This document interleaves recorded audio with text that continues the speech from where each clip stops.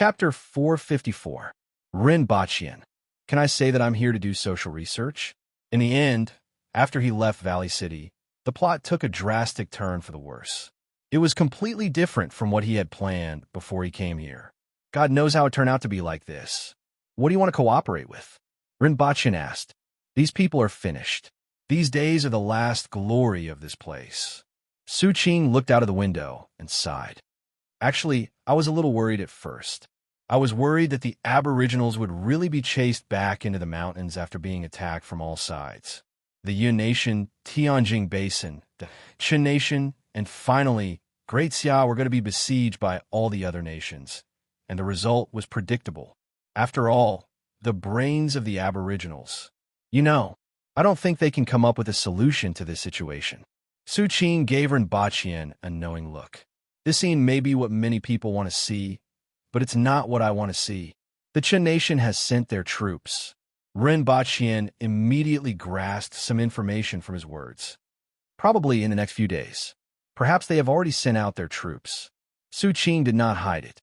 There is no need to hide this kind of news. As long as Rin Baqian left Tianjin Basin, he would soon receive this news. What do you want? Rin Baqian asked. I don't want Great Xia to have no enemies. Initially, when I saw this trap of yours, I should be happy that a smart person has appeared in the ancient race. However, I soon got worried again. If you guys were to settle everything too quickly, Great Xia might shrink back after realizing that it was impossible. That's something I don't want to see either. Su Qing said. Rin Baqian immediately understood Su Qing's words. What he meant was that he hoped to see Great Xia being dragged into a quagmire and unable to extricate itself. At the very least, they had to make Great Xia reorganize their troops for another battle after suffering a crushing defeat. Great Xia's resources and soldiers were almost depleted. If they wanted to regroup and fight again in a short period of time, they had to recruit a large number of soldiers. If there weren't enough conscripted soldiers, they might even have to recruit able-bodied men. Furthermore, it would be difficult for Great Xia to prepare enough resources for hundreds of thousands of soldiers in a short period of time. Hence, they would have to increase taxes. If there were places where the people had no way of making a living, and someone with the intention of raising their arms and calling for help, it was likely that a rebellion would immediately occur. If Great Xia defeated the Aboriginals, they would be able to bring back their army to quell the rebellion. However, if Great Xia were to once again fall into a quagmire or even lose the war with the Aboriginals, their foundation would definitely be shaken. After thinking for a while, Rin Baqian thought about the problems that might arise if Great Xia were to send troops again. The crux of the matter was that the war between the Aboriginals and the other nations couldn't end in a short period of time. Otherwise, the Aboriginals would fall into a stalemate. Only then would Great Xia, who had just suffered a great defeat, make up their minds. As for taxes, the other party probably knew the situation in Great Xia better than him. Also, would the people have a hard time making a living? This wasn't a problem at all. As long as there were people on the same side in a certain city, and they had such thoughts, it was very easy to make a certain area become a place where the people had no way to make a living. Then, all that was left was to raise his arm and shout. Rin Baqian felt that his theory wasn't entirely correct, but it was highly possible. He didn't ask if the other party wanted to rebel. Instead, he tapped his finger on the table a few times and asked, "What's in it for us?"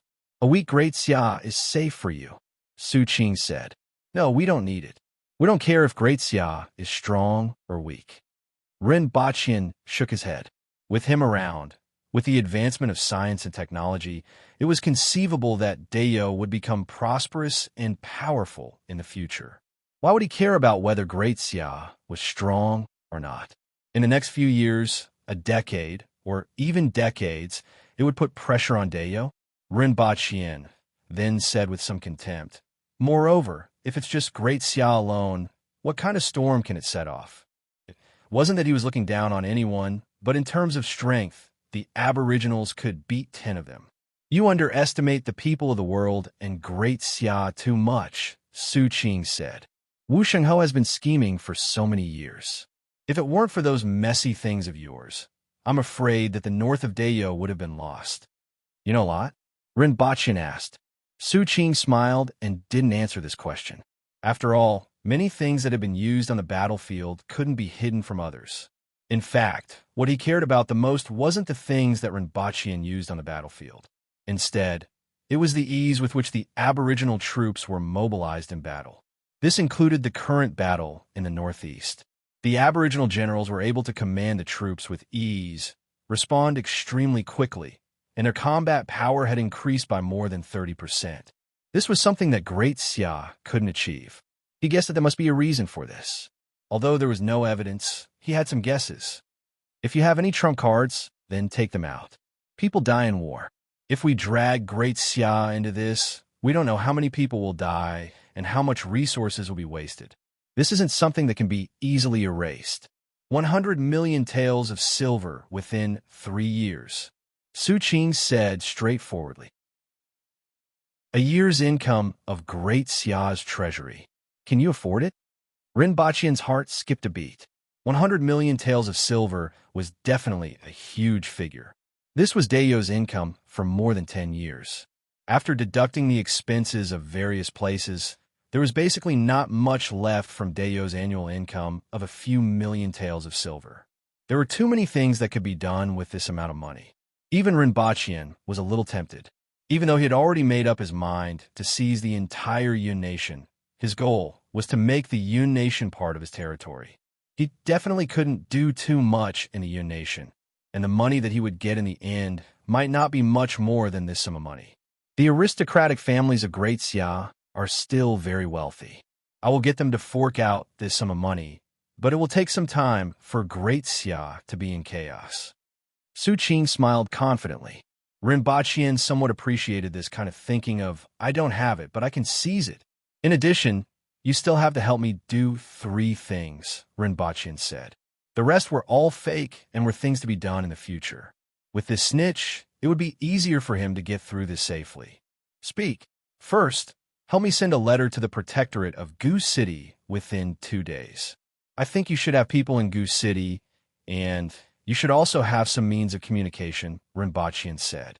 Shiwanya should be on his way, right? However, I can do this. After delivering the letter, my people will withdraw from Goose City. Su Qing smiled. Rinpoche was relieved to see that Su Qing had agreed. In fact, 2 days after knowing that the Empress had come to Tianjing Basin, he had thought of the radio station. However, what made him want to smash the wall was that the radio station was completely unusable. At first, he thought that it was due to the magnetic field of Mount Tianyun, but on the way here from Mount Tianyun, the radio station still couldn't be used. No matter what channel it was tuned to, there was only a bunch of ear-piercing noise.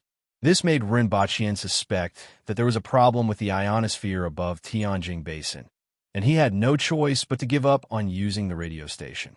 This wasn't his fault, but the world's. Lin Xiaolo was also unreliable. Now that he had Su Qing's help to pass the message, the biggest problem was finally solved. At the very least, in the worst-case scenario, he wouldn't find more than a dozen spirit wheel experts playing mahjong in a circle when he returned to Earth with the Empress. I will tell you the other 2 things in a few days, Rinpoche said. I have to do it. I will make things difficult for you. Rinpoche smiled. It had to be said that these remnant citizens of the Hao Nation were really unlucky. Of the 2 foreign aid, one was an undercover agent, and the other was a snitch. Anyone who knew about this situation would vomit blood. Tell me, other than the muscles in your brain, is there anything else that is presentable?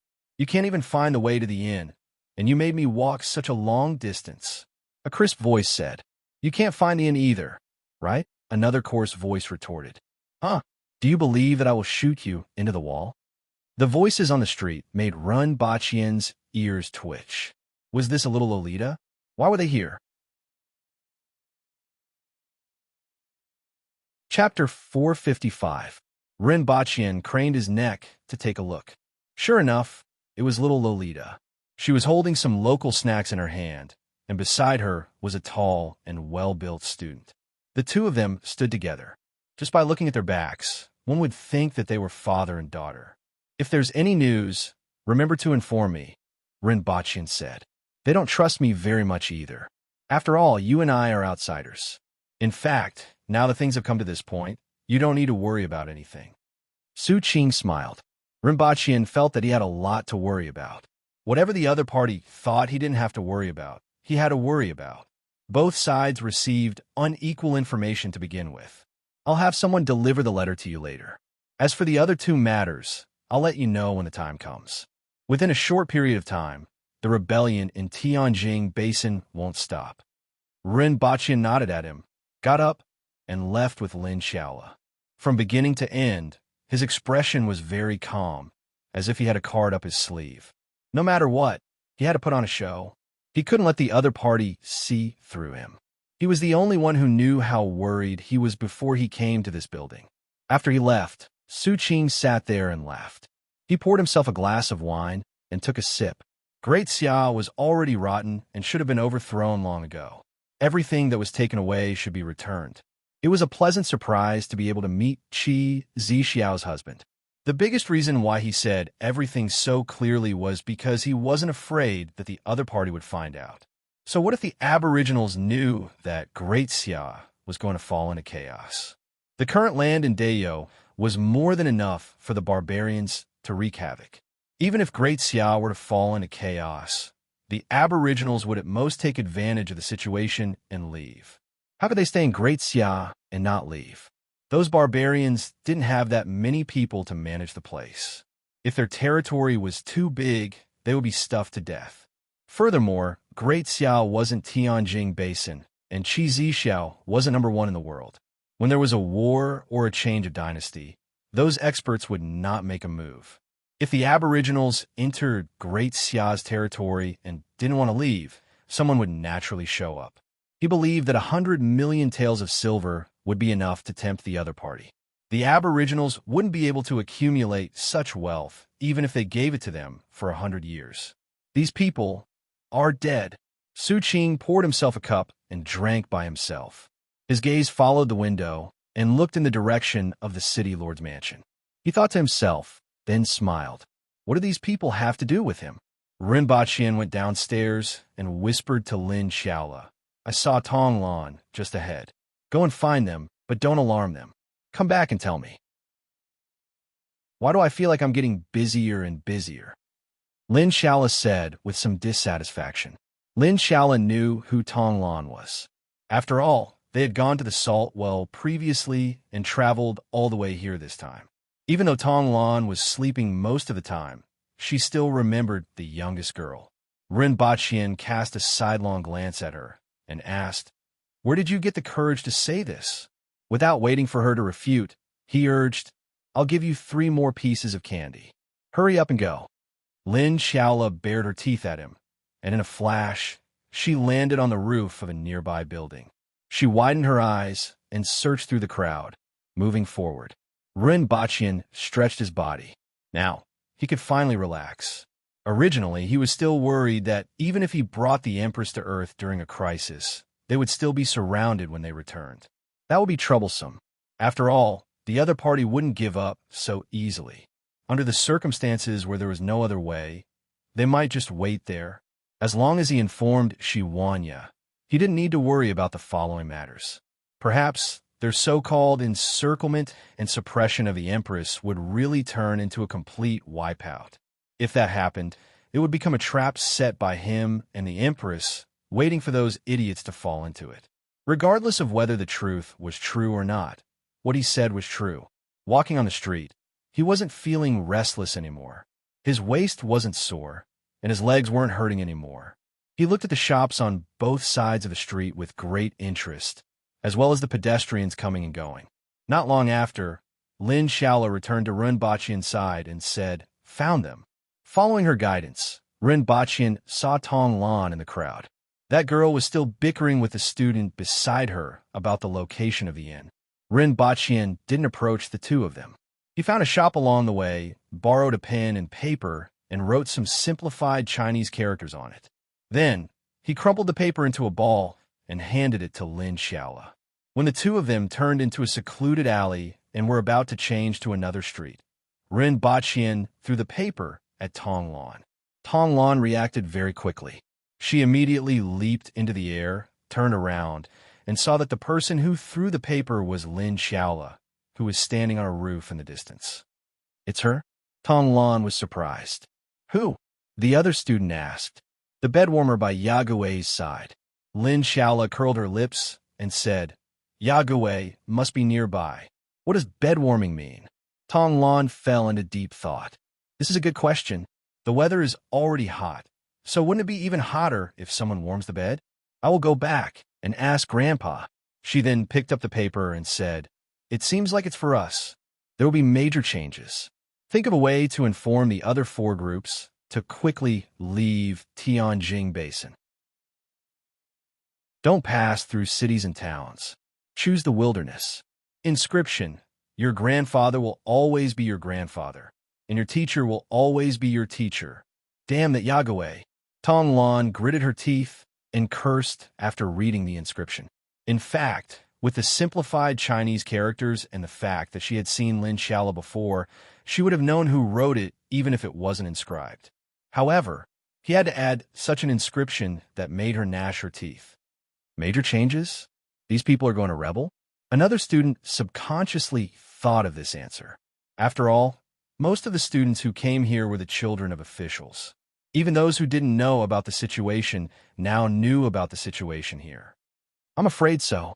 Let's go back and look for them first." Tong Lan glared at him and said, "It's all because your brain has nothing but muscles. If it weren't for you, we wouldn't have gotten lost. It's all because they made the city too messy. It's not easy to find them." That student immediately found a scapegoat. Otherwise, he would have been nagged at by this little brat for a long time. Unfortunately, he couldn't beat her. After spending half a day, the 2 of them finally found the inn. At this time, the others had already gone back for a long time. The 2 of them called the others into the room and showed the note to them. "How can we just run away when they are rebelling? Won't we be laughed at when we go back? Why don't we kill their warlord?" That's a good idea. Many people were tempted. It was difficult for them to make contributions on the battlefield with their strength, but now there is a great contribution in front of them. They also have experts. You guys aren't even enough to fill the gaps between their teeth. Since Yagui has said so, let's leave first. The other groups still don't know about this matter. Finally, a rational person spoke up. Chapter 456. That night, Rinpoche sealed the letter with wax and sent it to Su Qing after finding out where he lived. Over the next few days, Rinpoche saw waves of experts from all over Ming City. On this day, the people from the North Alliance arrived. The leader of the Northern Alliance, Taifeng, arrived at the scene with 12 armored generals and hundreds of knights. Taifeng was a spirit wheel expert, and he wasn't a weakling. The dozens of generals were all earth wheel experts, and the hundreds of knights were all man wheel experts. This wasn't the strength of the entire North Alliance, but the strength of Wangbei City. This city alone was stronger than the Golden Ring residence, one of the 8 major sections. This showed the strength of the North Alliance. Taifeng hadn't been in the city for long when the Northern Alliance's experts began to gather. They were the most powerful force in the city. "The chief of the North Alliance, Taifeng, is inviting me to a banquet." Rinpoche looked at the invitation in his hand and was slightly surprised. He knew that Taifeng had entered the city and even took a look at him from the entrance. He didn't expect that he would be invited to a banquet the night he entered the city. "Should I go?" Rinpoche read the invitation again and pondered for a while. To be honest, he didn't have any intention of building a good relationship with these people. There was no need. However, it was good to go and see the experts from all over the world. At least, he would be able to know some of them. In addition, he wanted to see if he could get any useful information. That night, he went to Taifeng's banquet. He didn't get any useful information, but he did get to know some of the important people in the North Alliance. In addition, the dance of the group of naked girls that night had left a deep impression on him. Very deep. It was so deep that he even dreamed of a demonic dance at night. After waking up, Rinpoche directly threw the underwear into the trash can without any intention of destroying the evidence. This kind of thing wasn't worth paying attention to in modern times. After thinking about it carefully, He hadn't touched a girl for a long time and didn't know when he would be able to touch the Empress when he reached the Earthwheel level. He was living the life of a monk with a pure heart and few desires. He didn't know if it was planned, but the first day the North Alliance arrived, and the second day the Southern Metropolis, one of the three major powers, also sent an invitation to Rinpoche. After 2 consecutive nights of demonic dances, Rinpoche felt as if weeds had grown in his heart. On the third day, the green bellflower from the 3 major powers finally arrived. A group of female soldiers. Before the arrival of the green bellflower, Rinpoche had great fantasies about this power with a beautiful name and a large number of women. After all, the name itself could confuse people greatly. However, when he saw the woman, sitting on the back of an elephant with a waist circumference of 8 feet and an arm-thick iron rod hanging beside the elephant, he was so scared that he almost fell off the wall. Just looking at the one in front was enough to make him lose interest in the people behind him. Fortunately, the female army of the green bellflower had no intention of hosting a banquet. Otherwise, Rinpoche would have to rack his brains to think of a way to reject them without incurring a grudge. He was not afraid of offending people, but he did not want to be stared at during this period of time. In the past 3 days, apart from the 3 great powers, there were also sects of various sizes, including 7 of the 8 great sections. He even met the famous Mangsing Pavilion in Tianjing Basin. They arrived at the same time as the green bellflower, but they entered the city later than the green bellflower. Compared to the undeserving reputation of the green bellflower, Rinpoche had to admit that the Mangsing Pavilion lived up to its name. Not to mention the experts dispatched by the Mangsing Pavilion, the dozen or so disciples accompanying them could be considered heavenly beauties. In particular, with more than a dozen cold-looking beauties going together, the quantitative change caused a qualitative change that really made people unable to take their eyes off them. When the green bellflower and the Mangsing Pavilion arrived, Qin Yun's sword gathered everyone together for the first time. The venue was the warlord's residence. There were many people who came. Not only were there big and small powers, but there were also those senior experts who lived in seclusion. Even if only the main figures from the big and small powers went, including those experts who lived in seclusion, there were still 200 to 300 people. At the appointed time, Rinpoche and Lin Chaola met Su Qing and an old man at the gate of the warlord's residence. Both parties looked at each other with a tacit understanding in their eyes. Mr. Yi, after talking to you the last time, I was suddenly enlightened. You have dabbled in astronomy and geography, and I really admire you. I can't wait to have a detailed discussion with you. Su Qing smiled and greeted him loudly. Rinpoche was stunned. What was going on? Could it be that they were going to flatter each other? Rinpoche immediately replied, You flatter me. I also yearn for your affairs in the brothel. In particular, I yearn for the Bingdi lotus and the 4 blooming flowers. This time, it was Su Qing's turn to be stunned. What was going on? What happened to flattering each other? I boasted that you have dabbled in astronomy and geography, but you said that I have affairs in the brothel? This doesn't seem to be right. Su Qing looked around and saw that the people from the Mangsing Pavilion who had just entered were looking at him with disdain. There was nothing wrong with going to the brothel and showing off to the men, but it was more disgusting for the women. Su Qing laughed and said, Mr. Yi, you must be joking with me. Haha, of course. Su Qing then winked at him, and both of them walked in side by side without saying much. There were too many experts around, and even a whisper couldn't be concealed. After entering the warlord's residence, they saw a circle of tables in the courtyard. At the front were the seats for the major powers, and Rinpoche and Su Qing each had a table. Behind them were the sects and experts who lived in seclusion and the leaders of some small powers.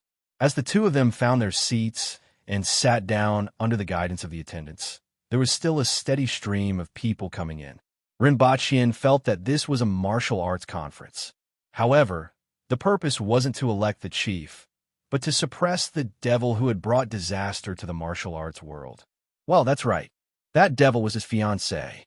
The courtyard was bustling with voices, and all kinds of greetings and attempts to establish relationships filled everyone's ears. Rin Baqian turned to look at Lin Xiaola and saw that she was almost banging her head on the table. Fortunately, this chaos didn't last long. Qing Yun's sword stood at the front and pressed his hands on the table. "Everyone, please be quiet." His voice was heard throughout the hall. The courtyard immediately quieted down.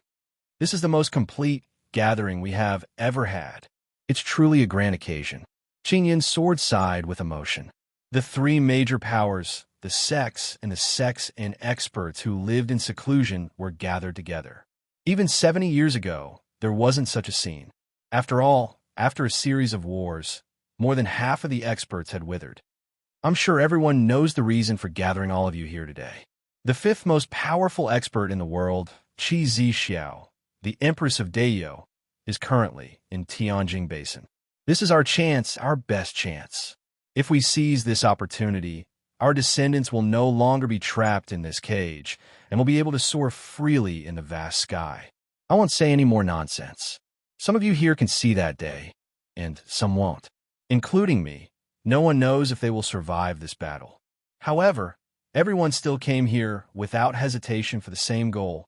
For everyone in Tianjing Basin and for our descendants, what we see isn't just this vast sky, Qing Yun's sword said as he pointed to the top of his head. Everyone felt the same way. Qing Yun's sword's words resonated with everyone's hearts.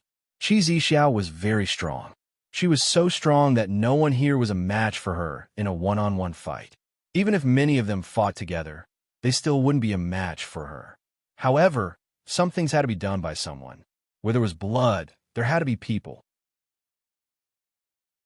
Many of them had already made arrangements for their funeral, and some had even prepared coffins.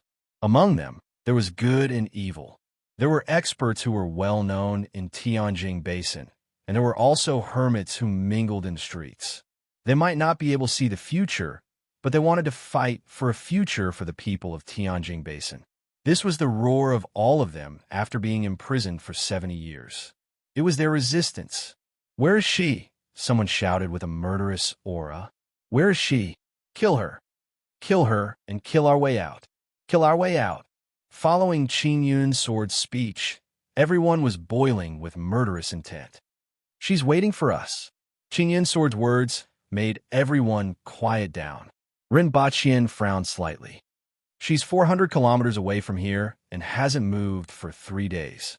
She sensed us and is waiting for us," Qing Yun's sword said in a deep voice. "I don't know if we should say that she's arrogant and underestimates us, or that she's arrogant and has too much confidence in herself.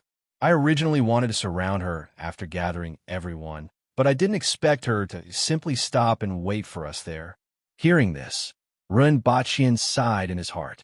"Your Majesty, you should be more careful. Not far away." Su Qing glanced at Rin Baqian. This was the preparation to pull in the net. However, he didn't see the complacent look on Rin Baqian's face. Instead, he looked bitter and hateful.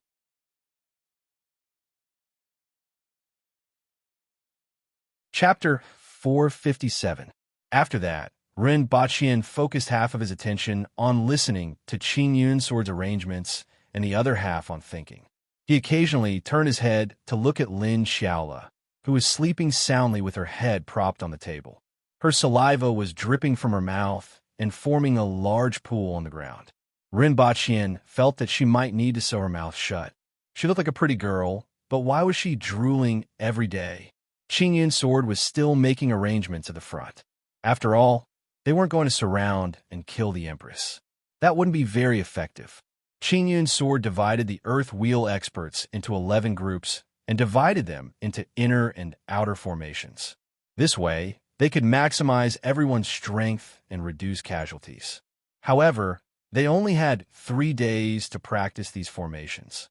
By then, everyone's level of cooperation would determine the power of these two formations.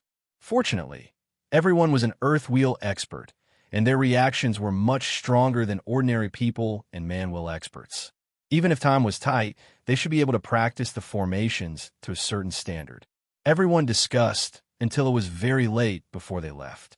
Rin Baqian returned to his residence, wrote a letter, and then looked for Su Qing.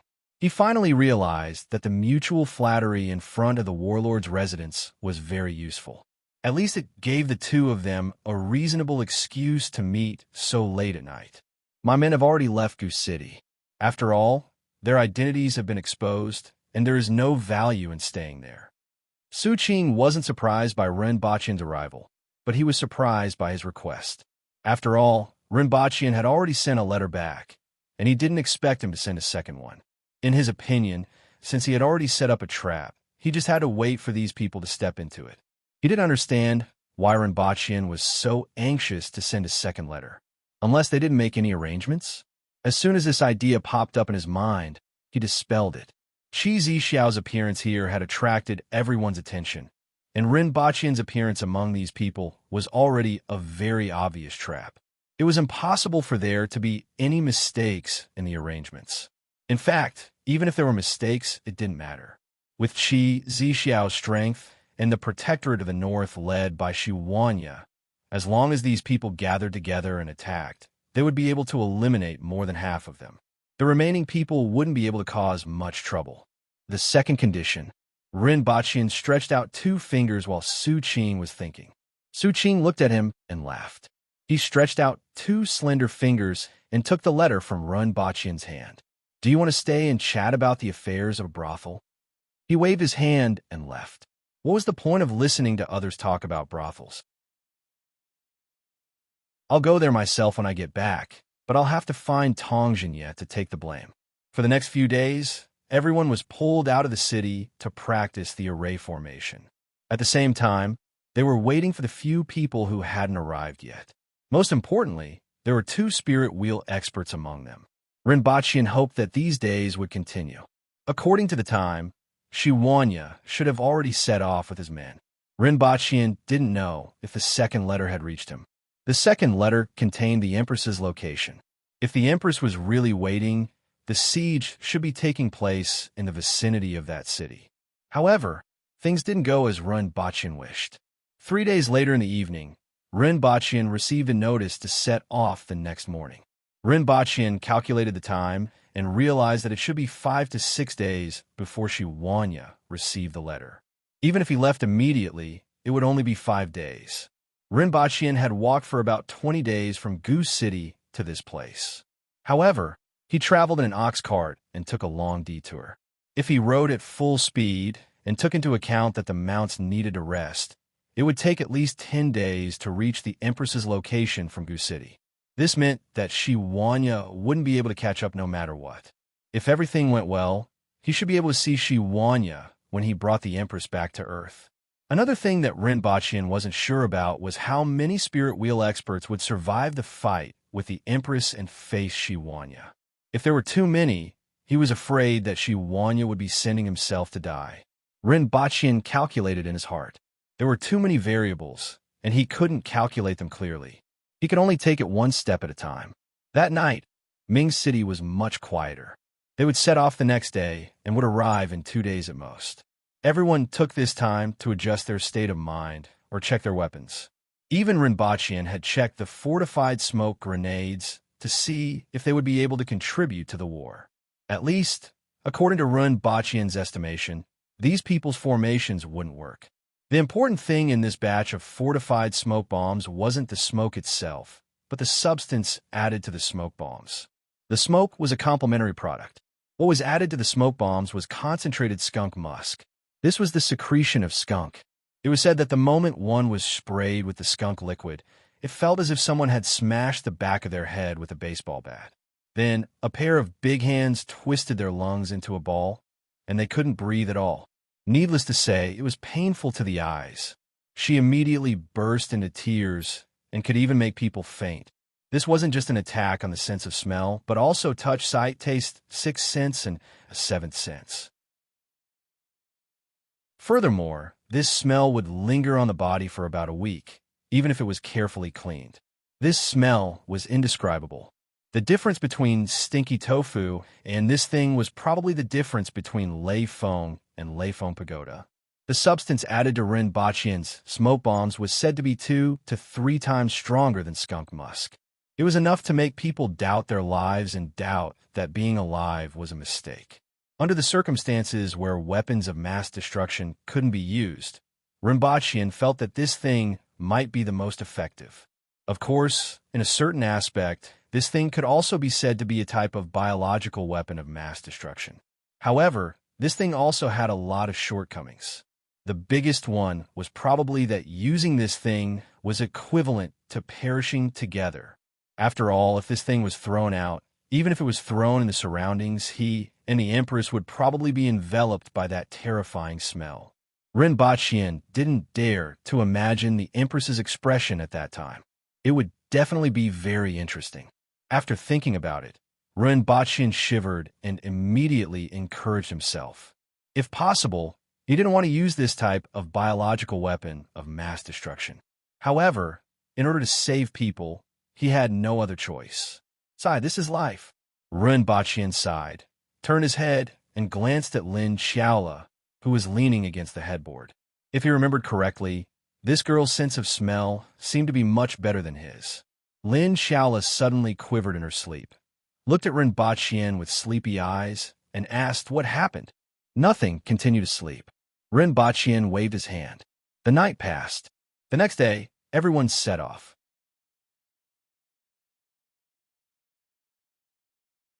Chapter 458.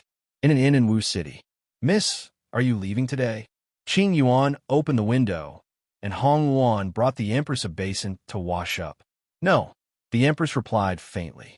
In her mouth was a toothbrush that she brought back from Earth, which was much more comfortable to use than a tree branch. In the eyes of Qing Yuan and Hong Wan, a small toothbrush was very luxurious. At least, other people, including the ministers of the imperial court, used a tree branch to clean their mouths. Is there anything here that Miss is concerned about? Qing Yuan asked softly. The Empress usually stayed in the previous cities for 1 or 2 days before leaving. However, she had stayed here for 7 days, which puzzled the two of them. I have seen what I wanted to see, and it's about time, the Empress said after washing up. What time? If the remnant citizens are going to make any moves, they should be here in a few days. I thought they would come a few days ago, the Empress said. In fact, after leaving Longzhou City, she found that there were people paying special attention to her in every city. Some of them were street vendors, some were passers-by, and some were city guards. Since then, she knew that she was being followed. She originally thought that she would see some people soon, but unexpectedly, it was very calm.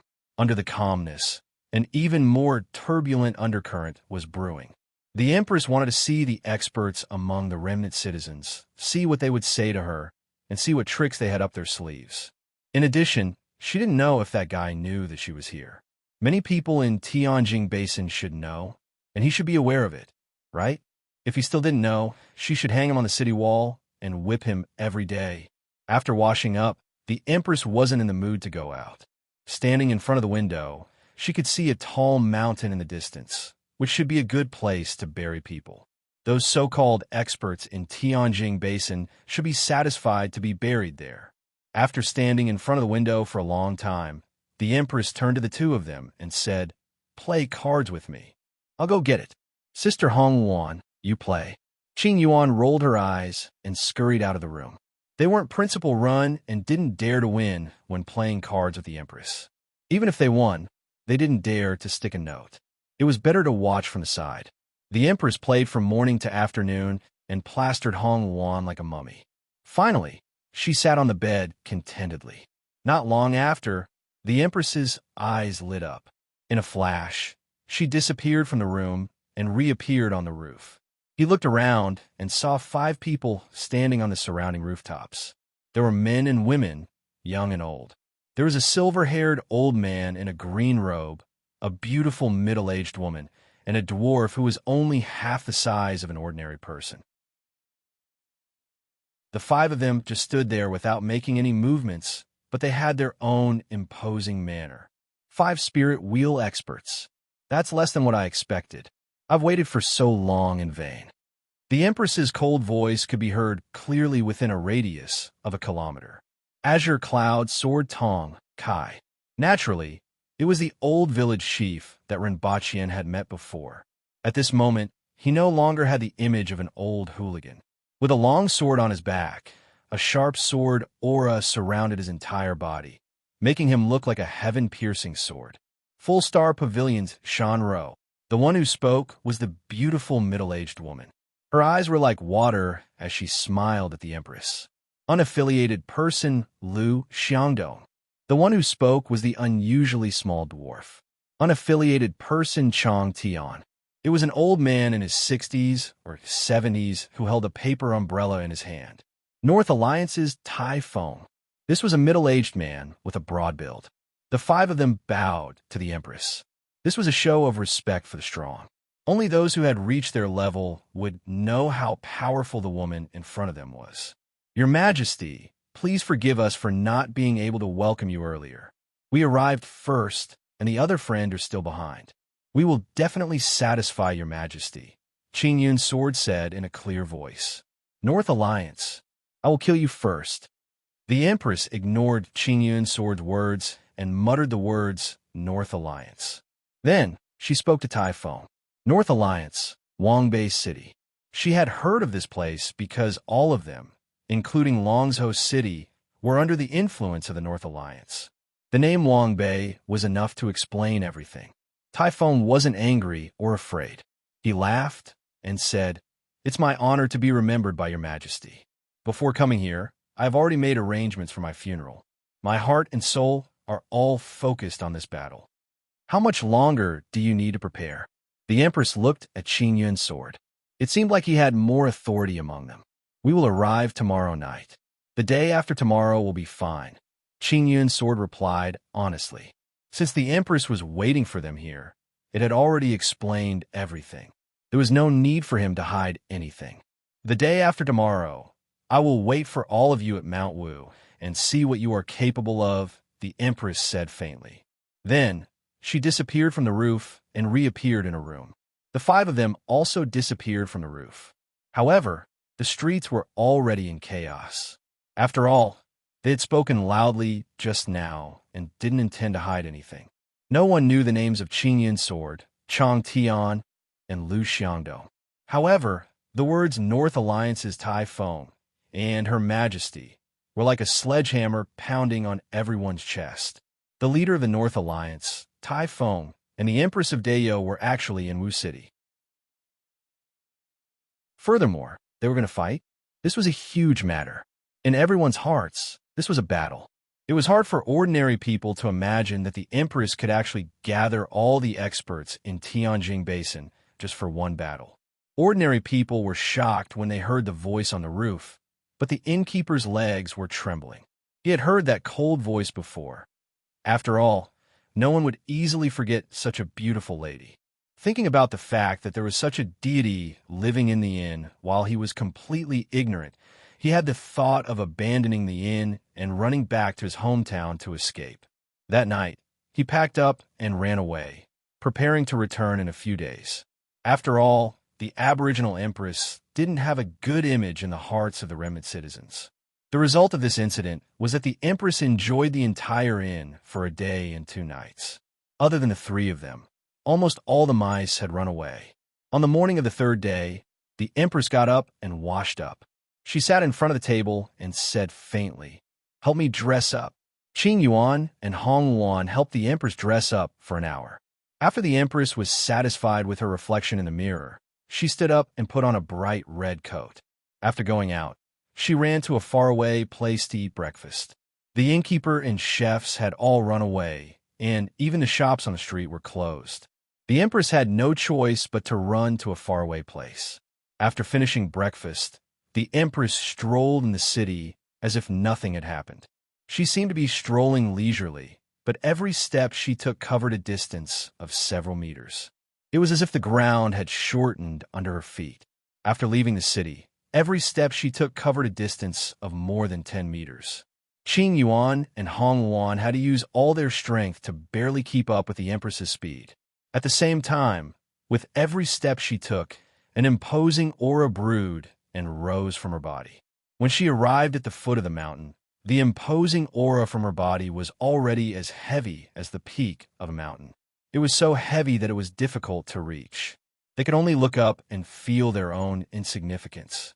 Thousands of people stopped at the foot of Dark Mountain. When they sensed the mountain-like pressure coming from the woman in red, who was approaching them from afar, they all retreated to the sides like flowing water. Fear filled their eyes. These people were either the disciples of the various powers or the guards of the three major powers. The Empress acted as if she didn't see these people and continued to walk forward.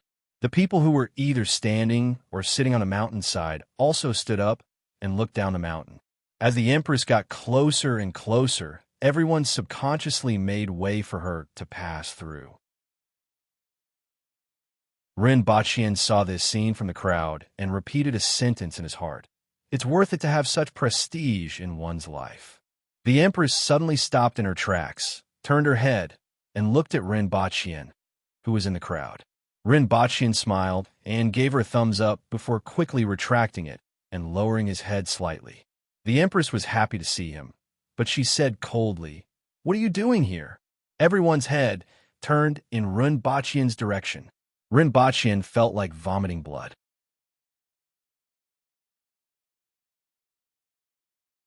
Chapter 459. Rinpoche had made many assumptions about the beginning and process of this battle. In his mind, the story should start like this.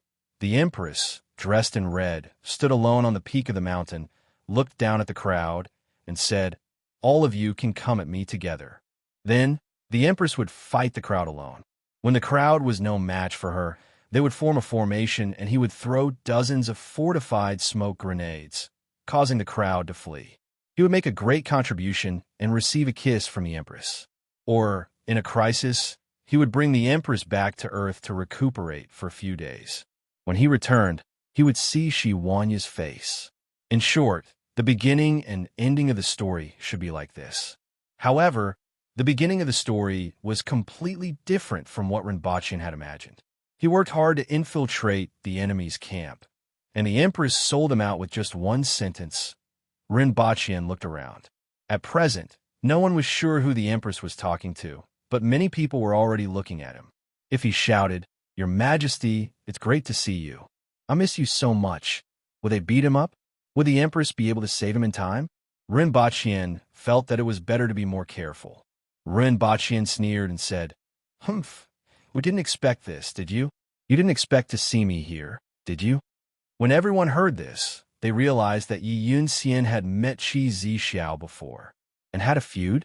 In that case, Yi Yunxian was much more powerful than they had imagined. What kind of person was able to become enemies with Qi Zixiao and survive? He definitely wasn't just an envoy from the Yun nation. Everyone looked at Rinpoche in a different light. Rinpoche stepped forward, and everyone made way for him, waiting to see the confrontation between him and the Empress. The Empress didn't expect Rinpoche to reply so coldly. She felt a pain in her heart, raised her eyebrows, and looked at him coldly. Rinpoche was only a few dozen meters away from the Empress. As he passed through the crowd, he was on tenterhooks. When he stood in front of the crowd, he immediately relaxed and put on a warm smile. "You didn't expect me to wait for you here, right? I missed you so much." 1 step, 2 steps, 3 steps, and then a pounce. Then, the Empress dodged, gave him a princess hug, and threw him to the ground. Everyone around them was stunned. What was going on? His tone just now gave everyone the impression that the two of them knew each other, and that there was a deep hatred between them. However, in the blink of an eye, it was true that the two of them had gotten to know each other, but their deep hatred had turned into affection. The change in style was too fast, so fast that no one could react. "Who are you?" Someone immediately reacted and shouted. This person was definitely not someone from the Yun nation. It was impossible for the people of the Yun nation to be on Qi Zixiao's side. Rinpoche turned his head and looked around. Everyone was looking at him, and many of them looked angry at being deceived. Although he hadn't been in the mood to make friends with these people, he had gotten to know quite a few people. There were people from the Golden Ring House, experts from the Northern Alliance, people from the Southern Metropolis, and people from other sections. At this moment, all of them were looking at him with confusion and anger. "Sorry, I'm a police officer." Rinpoche looked at the crowd. He didn't have a bad impression of many people here. Before he came into contact with it, the number of people who died was just a number. He never cared about such numbers, didn't care, and didn't think too much about it. But after coming into contact with them, each and every one of them had flesh and blood in his mind. He sighed and continued, "You are bandits. I am an official. We are not the same people. But to be honest, all you want is to walk out of here. I came here for this purpose. You don't have to be so anxious." However, it was already too late to say this. All the experts in Tianjing Basin were here, and he couldn't possibly make them retreat obediently just by saying a few words. Therefore, he didn't want to waste his breath. "Cut the crap. You're obviously not from the ancient race, yet you're Qi Zixiao's dog. That's a disgrace to our ancestors." Someone scolded from below, followed by a wave of curses. Seeing this, the Water Empress's gaze turned even colder. Her killing intent intensified as she memorized every single person who spoke up. He could scold them, but others couldn't. Whoever cursed, he would kill. "I know who he is," someone else said. "You're the gigolo that Qi Zixiao found, right?" Rinpochian touched his face. His reputation had spread all the way here. "Handsome is only on the surface. After interacting with me for a long time, you will realize that I'm more beautiful and handsome inside." Rinpochian sighed. "Uft. Who said you were handsome? Don't you have any shame? Are you doubting Her Majesty's judgment?" Rinpochian retorted. "Uft, uft, uft." Everyone's anger and contempt were unmistakable. Everyone from the Golden Ring residence frowned and looked at their chief. Zhang Chongkong stroked his beard with a complicated look in his eyes. He didn't expect that he would personally send a spy to the hidden village. He was filled with regret, anger, and some other thoughts. He didn't know what exactly was going on in his mind. In any case, no one dared to spit in front of the two of them. After all, the Empress was standing beside Rinpochian. Even if they came with the mentality of death, they couldn't ignore the Empress's status and strength. "All of you shut up." Qingyun's sword frowned as he looked at the farce below. "We've made a fool of ourselves in front of your majesty," Qingyun's sword said. He then looked at Rinpochian and said coldly, "I really didn't expect this." "I didn't expect it either," Rinpochian replied. He really didn't expect to be among these people. "I don't like people standing higher than me," the Empress said coldly. When Rinpochian came over just now, the momentum that she had accumulated was interrupted and began to fall. As she took another step, her momentum rose again. The Empress walked all the way to a higher position than everyone else before looking down. "Your Majesty, be careful," Rinpochian said behind the Empress. "Retreat to the back. I want to see what these people have up their sleeves," the Empress said coldly. There were more people than she had expected. She didn't expect so many people to come. The scene was huge, and there were a lot of people. Their target was her. This kind of scene made her even more eager to fight. 18 spirit wheel experts, not bad. These experts among the remnant citizens were also not bad. Tens of millions of people, all the experts among the remnant citizens were here, looking up at the Empress from below. This made the blood in the Empress's body boil, and there was a rumbling sound that sounded like a flood crashing into a river. In addition to her identity as the Empress, she was also a practitioner and the 5th most powerful expert in the world. The Aboriginal emperors were never the kind of emperors who didn't live in dangerous situations. Otherwise, why would the first emperor abandon everything and bring the experts into the mountains without any news of them? Why would the second emperor go out alone, return with serious injuries, and then disappear again? Being the Empress was a responsibility and identity, but not everything. The rumbling sound from the Empress's body caused the expressions of many spirit wheel experts to change. The blood in her body was agitated and emitted a sound like a torrent. To what extent had she cultivated her blood and qi? Rinpochian stood behind the Empress and said in a different tone, "Your Majesty, why don't you let me play a song to strengthen your Majesty's prestige?" The Empress, who was about to erupt like a volcano, suddenly stopped. An ominous feeling arose in her heart. Rinpochian turned around and took out the eru with a face full of smiles. With such a big scene and so many listeners, this was his chance to perform. The Empress stood there alone, facing hundreds of experts. How could an ordinary person compare to such a mighty aura? How could an ordinary person be worthy of her?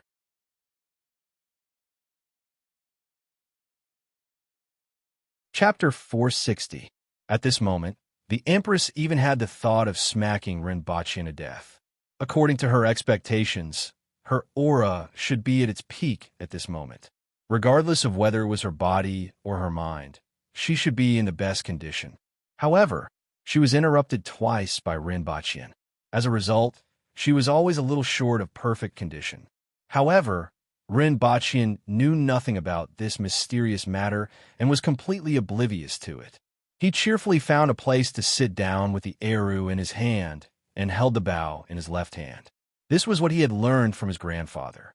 His grandfather was left-handed, and although he wasn't, he was used to this posture when playing the eru. Rinpoche sat there and pulled the bow twice to get a feel. Then, the strange notes of pomp and circumstance and the moans of the eru flowed out from his hands.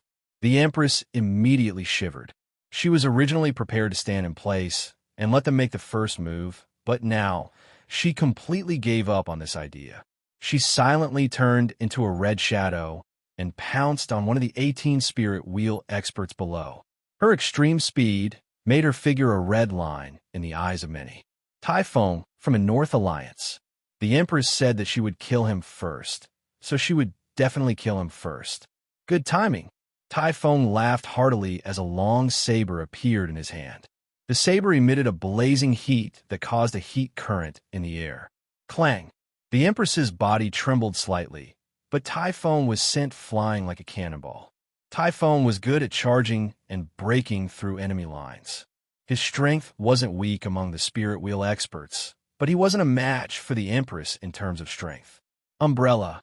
Chang Tian pointed from afar, and a paper umbrella that was about 30 meters long appeared in the air. Open! Chang Tian shouted again, and the giant umbrella in the air suddenly opened, covering a radius of about 30 meters. The Empress suddenly felt the sky darken, as if the umbrella had covered half of it. Fall! Countless steel needles fell from the umbrella like a rainstorm. Those with good eyesight would be able to see that these weren't steel needles, but the ribs of the umbrella. Qin Yun's sword pointed with his finger, and the sword on his back was unsheathed with a clang. Dozens of sword gleams scattered in the air. A ribbon appeared in Shanro's hand. The front end of the ribbon, which was originally more than a meter long, kept extending forward as if it were alive. At the same time, the ribbon grew from 1 meter long to more than 10 meters long. Furthermore, it continued to extend forward and wrap around the Empress's feet. On the other hand, Lu Ludong's body transformed into a black shadow and moved in the mountains.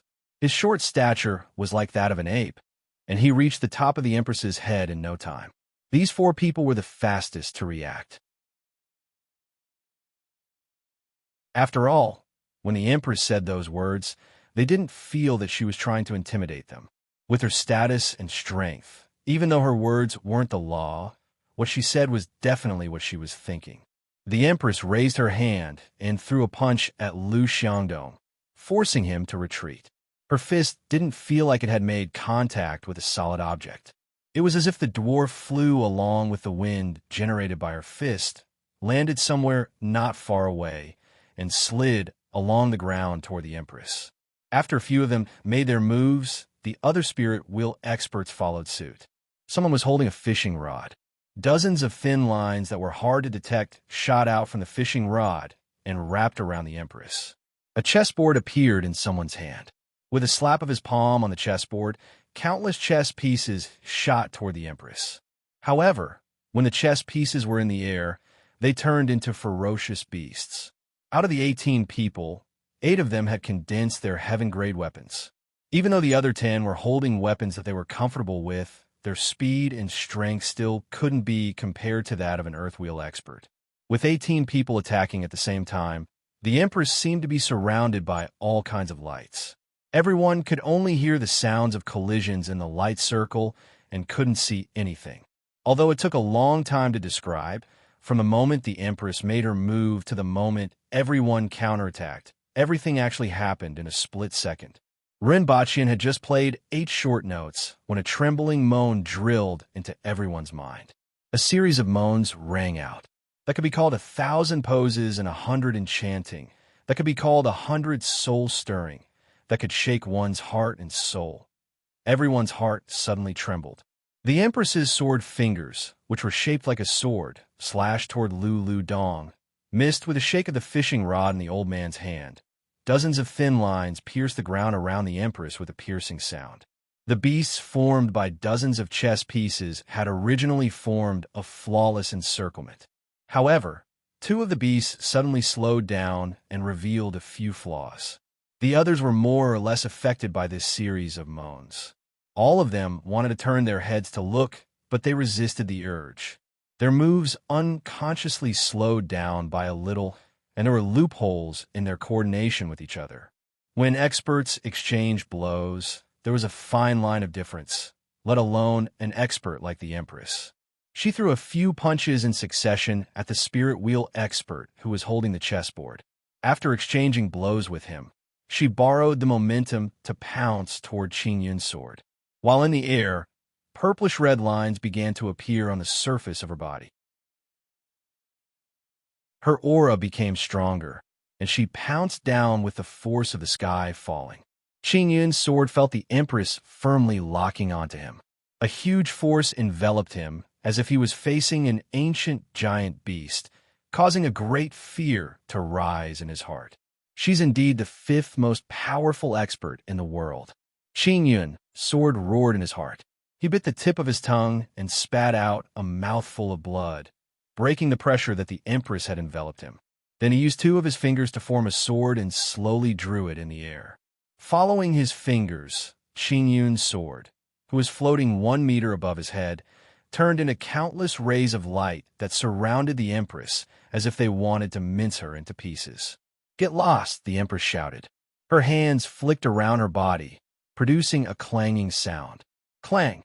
It sounded like 2 swords colliding. Even though these rays of light couldn't mince her into pieces, she didn't want her clothes to be destroyed. The Empress turned half a circle in the air and stomped down. Qin Yun's sword quickly drew a sword with his fingers, and a long sword appeared in front of him. The Empress stepped on the sword, and it turned into countless rays of light that flew in all directions.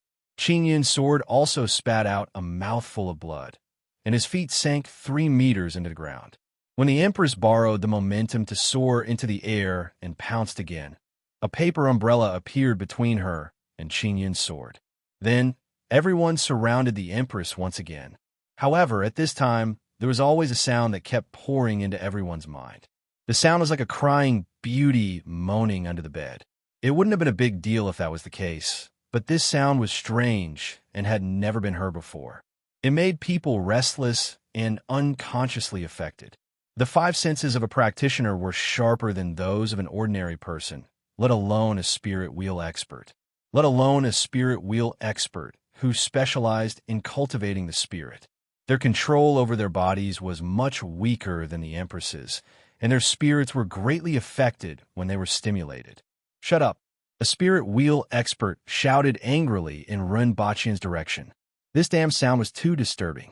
If it weren't for the fact that they were facing a formidable enemy, he would have turned around and chopped that guy up. Rinpoche closed his mouth tightly and nodded with an aggrieved expression. "Can I just keep my mouth shut?" Then, he continued to play his eru with satisfaction. Qin Yuan and Hong Yuan were worriedly looking at the battle below, but they couldn't see anything clearly. They couldn't help but look at Rinpoche as the sound of the eru made them clench their teeth and want to slap the person in front of them to the ground.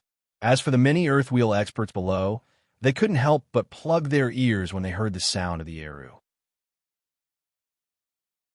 It was so stimulating that it made their hearts beat faster and faster, making them want to kill someone. Bang! A figure flew out of the battle. It was a woman holding a pair of scissors. She spat out several mouthfuls of blood in the air, and the sound of her bones breaking could be heard. She had been disturbed by the sound of Rinpoche's eru just now, and a flaw appeared between her 2 moves. The Empress seized this opportunity to break her move and punch her body a dozen times in a row, breaking her bones. If the Empress hadn't said that she would kill Tai Feng first and held back a little bit, she would have been dead by now. Even so, it would be difficult to recover without a few years of recuperation, and there was no way for her to advance further. "I'm here. Don't forget me, Your Majesty." Tai Yin, who had been punched down the mountain by the Empress just now, jumped up and shouted. Everyone immediately understood. Lu Xiangdong, Chang Tian, and Shan Rou moved closer to Tai Yin, ready to protect him at any time. Since Qi Zixiao had said so, she would only seriously injure him before killing him and not kill anyone else. This was the shackles that Qi Zixiao had placed on herself. Then, a few more sounds of the Eru reached everyone's ears, causing their hearts to skip a beat. If it wasn't for Qi Zixiao's ferocity, everyone would have smacked that fellow to death.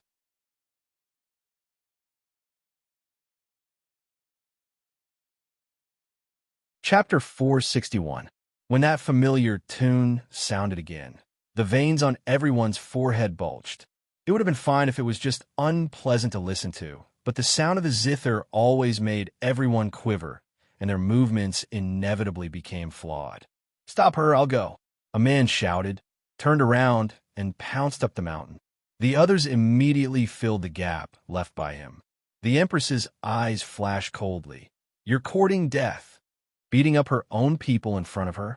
If this wasn't courting death, then what was?" The purplish-red lines on her face deepened. Completely ignoring the swords and sabers around her, she turned into a ray of red light and charged at the man. "Good chance." The man in front of the Empress was delighted.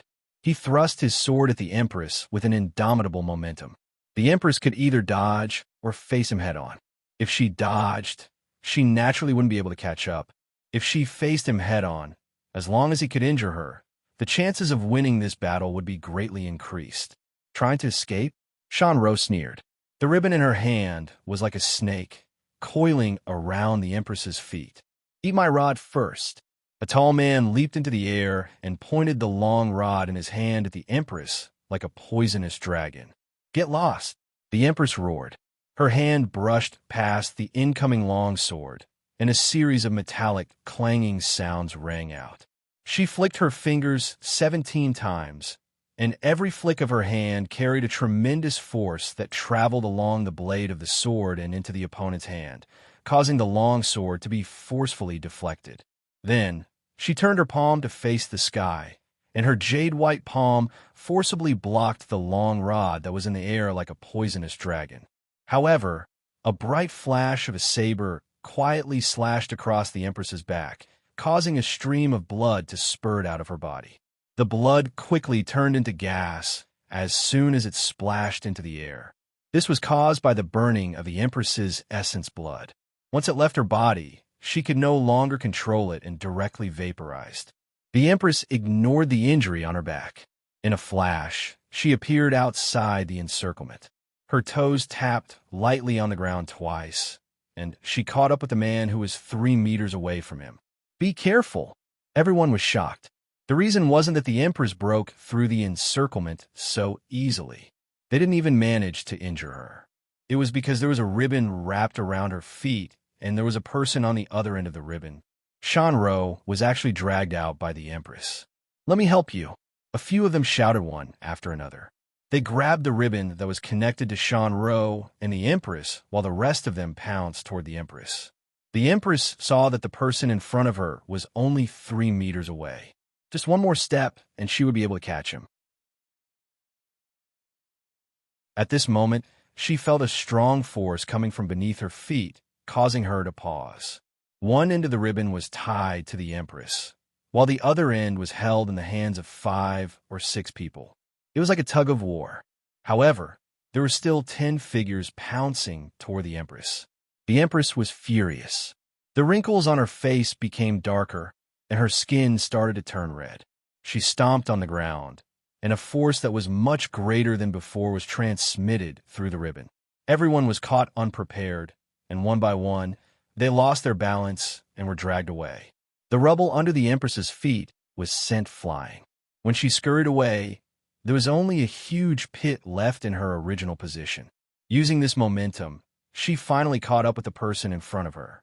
That person turned over and threw out dozens of bone needles, followed by 6 iron awls that were as thick as fingers. The short spear in his hand suddenly turned into a long spear. He shouted, "Break!" Like a flood dragon. The spear pierced through the air and headed toward the Empress. The Empress placed her hands in front of her and allowed the dozens of bone needles to hit her body. She circulated her blood essence, and the bone needles that had just pierced through her skin turned into powder. 6 iron needles landed in the Empress's hands in a flash. She turned her hand and threw them at the people chasing behind her. Everyone was shocked and prepared to dodge. With the strength of the Empress and these specially made iron awls, if they hit a person's body, it would create a bowl-sized hole. Then they saw that the nearest iron awl was 3 meters away from them, and it flew past them just like that. Suddenly, the Empress's arm seemed to have no bones as it wrapped around the opponent's long spear. With a twist and a shake, that person immediately lost his grip on the spear handle, and the spear flew straight into the air. At a speed that was difficult for everyone to see, the Empress pointed 7 times in a row at the chest of that person. What kind of finger is this? That person was immediately motionless like a clay puppet after being pointed by the Empress. He muttered to himself, "You're already dead." The Empress didn't even look at him. However, before he died, there was one more person that had to be killed first. She turned around and pounced behind her, but a stone under her feet flew toward Renbachien. The sound of Renbachien's arrow not only upset the others, but also made her feel anxious. This stone went straight for the arrow in Renbachien's hand. The strength of the stone was extremely good, and it was just enough to smash the arrow. However, just as the Empress turned around and pounced toward the crowd, the stone hit Renbachien's head, who was completely immersed in the music. Renbachien only felt his vision go black, and he fell backward. "Ah!" Qin Yuan and Hong Wan exclaimed softly. They didn't expect the Empress to actually kick a stone over and knock Principal Ren out. However, the two of them heaved a sigh of relief. If the Empress didn't make a move, the two of them wouldn't be able to hold it in any longer. Lin Shaola was originally in a daze beside Renbachien. Seeing that Renbachien was lying down, she rested her head on his stomach and adjusted to a comfortable sleeping position. When Qin Yuan and Hong Wan turned around and saw that one of them had fainted and the other was looking for a comfortable sleeping position, they were almost scared to death. The Empress was fighting in front of them. What was Lin Shaola doing? The Empress turned around and faced the crowd that was surrounding her. She punched the heads of the beasts that pounced at her. With a pop sound, the beasts dissipated like smoke. Every time a beast was defeated, a crack would appear on the chessboard in the hands of the person holding the chessboard. At this point in time, the cracks on the chessboard were already densely packed. Out of the dozens of beasts that were created previously, only about 10 were left on the periphery. After defeating a few beasts, the Empress leaped up and pounced toward Tai Feng, who was behind her. Her 5 fingers clawed at his head. "Stop her!" Shan Ro hurriedly shouted. A paper umbrella appeared just in time between the Empress and Tai Feng. It was Chang Tian's doing. When the paper umbrella was opened, it blocked the Empress's claw, but a hole was gouged out. Following which, he closed the paper umbrella and used it like a spear or a sword. The Empress didn't pay any attention to him. She blocked the paper umbrella with one hand and continued to grab Tai Feng with the other. Qin Yun's sword transformed into a ray of light and slashed at the Empress's neck. The ray of light that injured the Empress previously appeared again. "All of you get lost!" The Empress shouted. The word "get lost" seemed to have materialized in her mouth. A huge sound wave surged in all directions. It was like the roar of an ancient beast, causing everyone's heart to skip a beat. The redness on the surface of the Empress's skin became more vivid and the color of the veins became darker. The veins had completely turned purple. Everyone felt as if the purple veins were about to materialize and detach from the Empress's body. The Empress's eyes began to turn red. A monstrous, overbearing, ferocious, and sinister aura emanated from her body. Everyone felt as if they weren't facing a person at this moment. It was no longer the heroic lady in red, but an ancient beast that had been resurrected in front of them.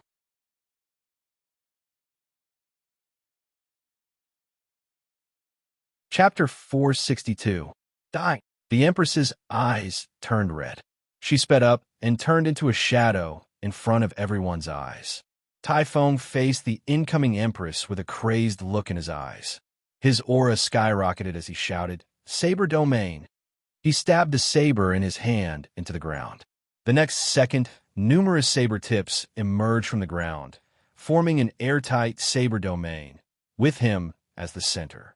However, the Empress only stepped on the saber tips. Her shoes had already been pierced, so she used the tip of her foot to tap on the saber tips as if she was dancing on them. As the Empress's figure streaked across the air, the sabers behind her shattered into pieces and turned into light spots that dissipated in the air. Everyone could see that it was a perfectly straight path amidst countless steel blades. Slash! Typhon's body straightened, and he swung the saber in his hand from the ground. The saber was shrouded in a red glow that was several meters long and collided with the red glow of the Empress. At the same time, countless saber tips shot out from the ground and formed a saber dragon that swallowed the Empress. Dust and dirt flew everywhere, and a series of metallic clangs resounded in everyone's ears.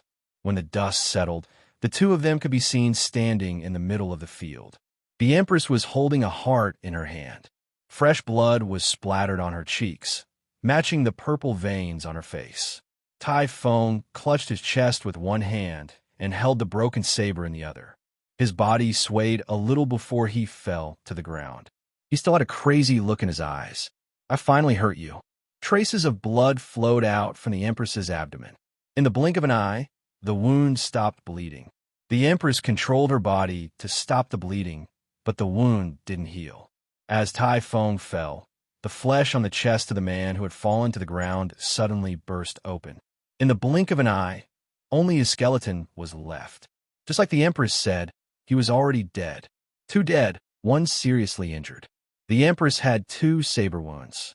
"Chief, Warlord," many Earthwheel experts below shouted when they saw Typhon fall. The spectators all felt a tinge of sadness in their hearts.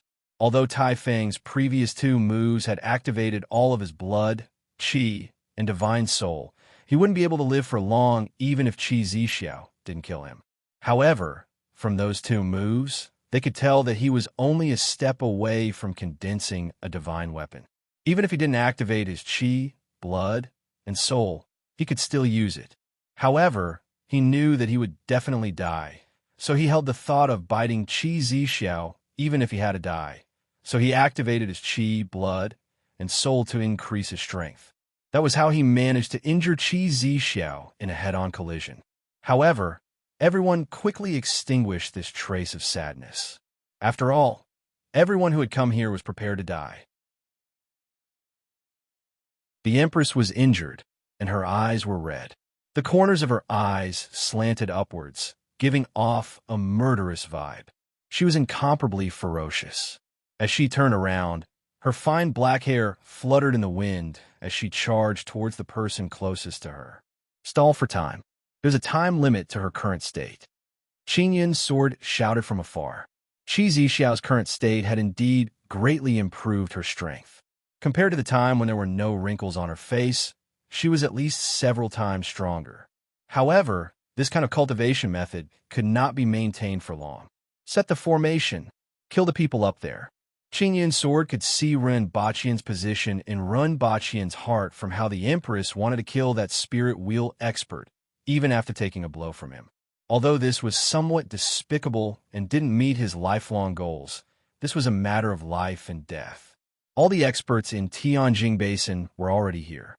With hundreds of people surrounding one person, he couldn't care less about anything else. As Qin Yun's sword spoke, his hands didn't slow down at all.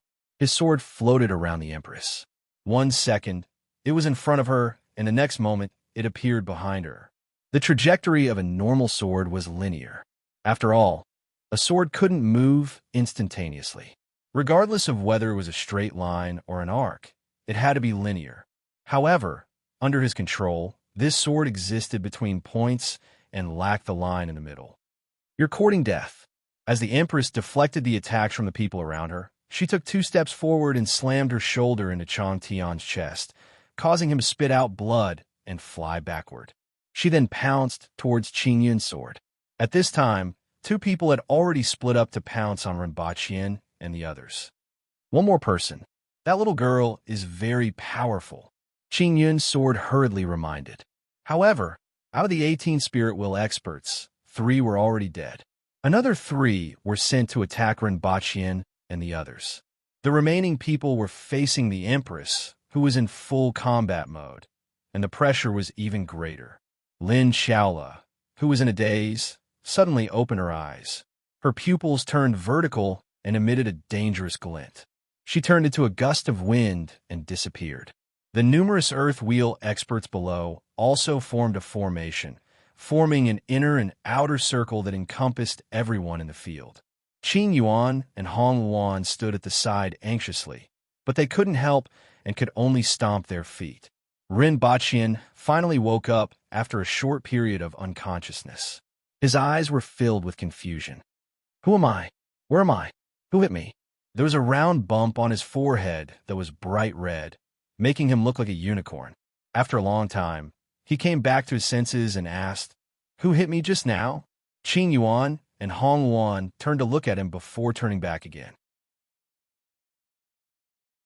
Do you want me to tell you that it was Her Majesty? Although it was indeed Her Majesty, we won't tell you. Ren Baqian touched his forehead, grimaced in pain, and cursed, Damn it, bastard. Qing Yuan and Hong Luan looked at him again before turning back again. They were wondering if they should tell Her Majesty about how Principal Ron had cursed them. Both of them were very loyal. Ren Baqian cursed and looked up at the field. He saw the Empress fighting with more than 10 people. From time to time, someone would spit out blood and fly away, but they would force themselves to join the fight. In less than 2 minutes, the Empress turned over and slapped the top of someone's head, causing his entire head to be smashed into his chest. There were 11 people left in the field. On the other hand, Lin Xiaola was fighting with the 3 of them. The 3 of them had more or less scratches on their bodies. Lin Xiaola's abdomen, which was exposed between her tube top and short skirt, had a hole pierced through it. Lin Xiaola, who always gave people the impression that she was always sleepy and harmless, finally bared her fangs at this moment. Her face was full of murderous intent as she locked onto the 3 people and treated them as her prey. Surrounding them were the 2 sets of formations that they had been practicing earlier, and they were encircling everyone, including himself. Bang, bang, bang. Another 3 dull sounds of bodies colliding with each other were heard. Another spirit wheel expert died under the Empress's fists. At the same time, Shanro was pulled to the front by a ribbon and kicked in the chest.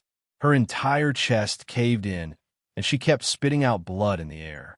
Another 3-inch long wound appeared on the Empress's leg, and blood flowed continuously.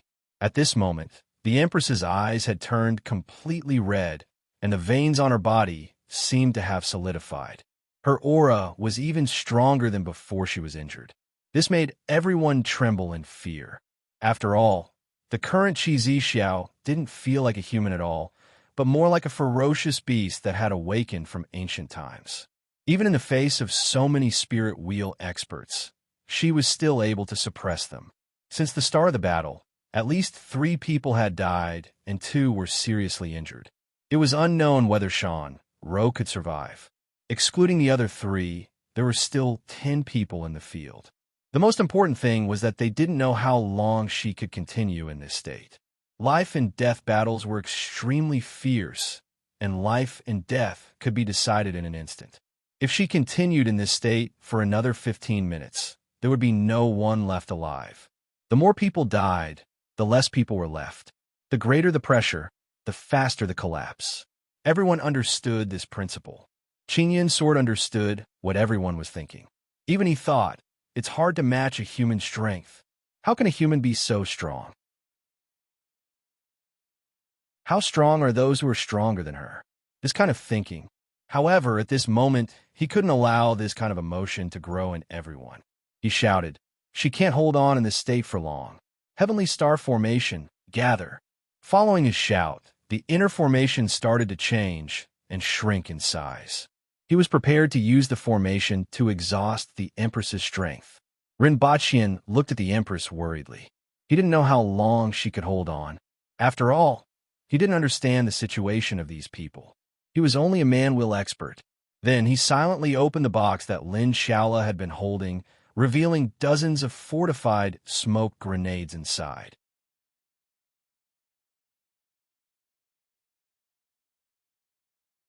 Chapter 463. Previously, Qin Yun's sword divided the Earth Wheel experts into two groups, and one of them formed the Heavenly Stars Formation. This formation was divided into 5 parts, namely the Qi, Ji, Hui, Shan, and Exterminate sections. Each section had 36 people, and each section was an individual formation. In other words, each section could be used to form a separate formation against the enemy, and the 5 sections combined to form a large formation. Rinpoche wasn't in the formation and wasn't very clear about the specifics. According to what he heard, this formation was specially designed to trap people. Even if Qin Yun's sword was trapped in the formation, it would be difficult for him to escape. The Moonplate formation was divided into 6 sections, and each section could launch an attack equivalent to the strength of a Spirit Wheel expert. This formation was equivalent to having 6 more Spirit Wheel experts. When the 6 sections combined, they could launch an attack that was far superior to that of a Spirit Wheel expert. However, this formation was only good at long-range attacks. If one was forced into the formation, it would automatically become chaotic. If 6 people were forced into the 6 sections at the same time, the formation would naturally collapse. These 2 formations were specially prepared by Qin Yun's sword for the Empress. Following Qin Yun's sword's orders, the people in the Heavenly Stars formation divided into 5 sections and surrounded the crowd. Each section had 36 people, and as the crowd closed in, the gap between the 2 sections became smaller and smaller until the 5 sections were connected together to form a large formation. Rinpoche looked back and saw that one of the sections was right behind him. The 36 people were constantly changing positions, and Rinpoche even saw a few familiar faces among them. Everyone from the Golden Ring residence fixed their eyes on him. Rinpoche was sent to the hidden village by the people from the Golden Ring residence, so the Golden Ring residence was inextricably involved. At this moment, no one cared about this matter in the midst of a great battle. After this battle, someone would definitely bring it up, and the Golden Ring residence would have to give everyone an explanation. The best explanation was to kill Rinpoche. Although the Heavenly Stars formation was used to trap people, it could also kill people, just that it wasn't as powerful as the Moonplate formation. If Rinpoche stood in place and didn't move, he would be sucked into the formation, killed, or trapped inside when the 5 sections combined. However, those Spirit Wheel experts were fighting. Even though they were controlling their strength and making it more concentrated, every punch and sword strike would create a large pit or deep ravine in the ground. If Rinpoche were to get caught up in the fight, he was afraid that the aftermath of the fight would cause him to die without a burial place, even without the help of others. If he moved, the top would be blocked, and he could only retreat downward, which would still result in death. Fortunately, I made some preparations beforehand. Rinpoche heaved a sigh of relief. He took out a smoke grenade from the box and tossed it in his hand. After estimating the distance, he threw the smoke grenade along the side of the mountain. It landed right in front of everyone. Rinpoche was worried that it wasn't powerful enough, so he threw another one before looking up anxiously. Be careful of poison. When everyone saw the white smoke coming out of the strange-looking thing that Rinpoche had thrown over, they immediately held their breaths, and their formation was slightly disrupted. Then, an indescribable, unimaginable, and unbearable stench began to drift along with the smoke, drilling directly into people's noses. Everyone held their breath as they passed through the smoke. The moment they took a breath, they felt as if their heads had been smashed by a sledgehammer. A foul stench rushed into their nostrils, causing them to see stars. They even used their hands to choke their throats, making it difficult for them to breathe. Tears flowed down his cheeks uncontrollably. No one had ever thought that they would actually cry because of the stench, but it really happened. Everyone was surrounded by the stench.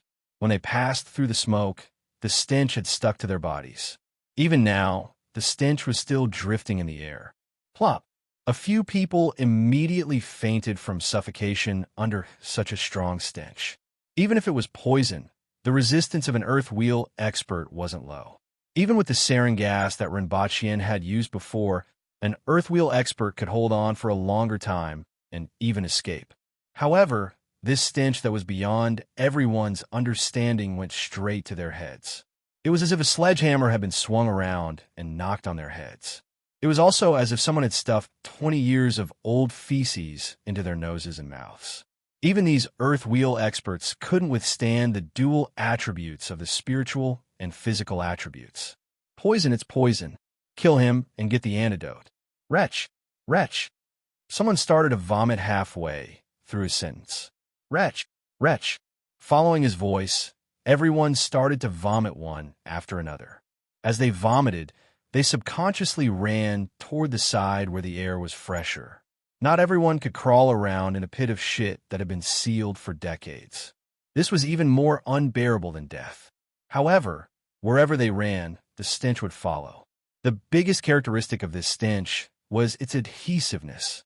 Although it still carried a stench that made people want to vomit, the fresh air made everyone feel better. At least they could barely breathe, but it felt like they were pouring feces into their mouths with every breath. It wasn't ordinary feces, but concentrated and enhanced feces. There were still a few people who were stronger. They forcibly resisted the urge to vomit and ran toward Rinpoche. They had to make this bastard give them the antidote. Run!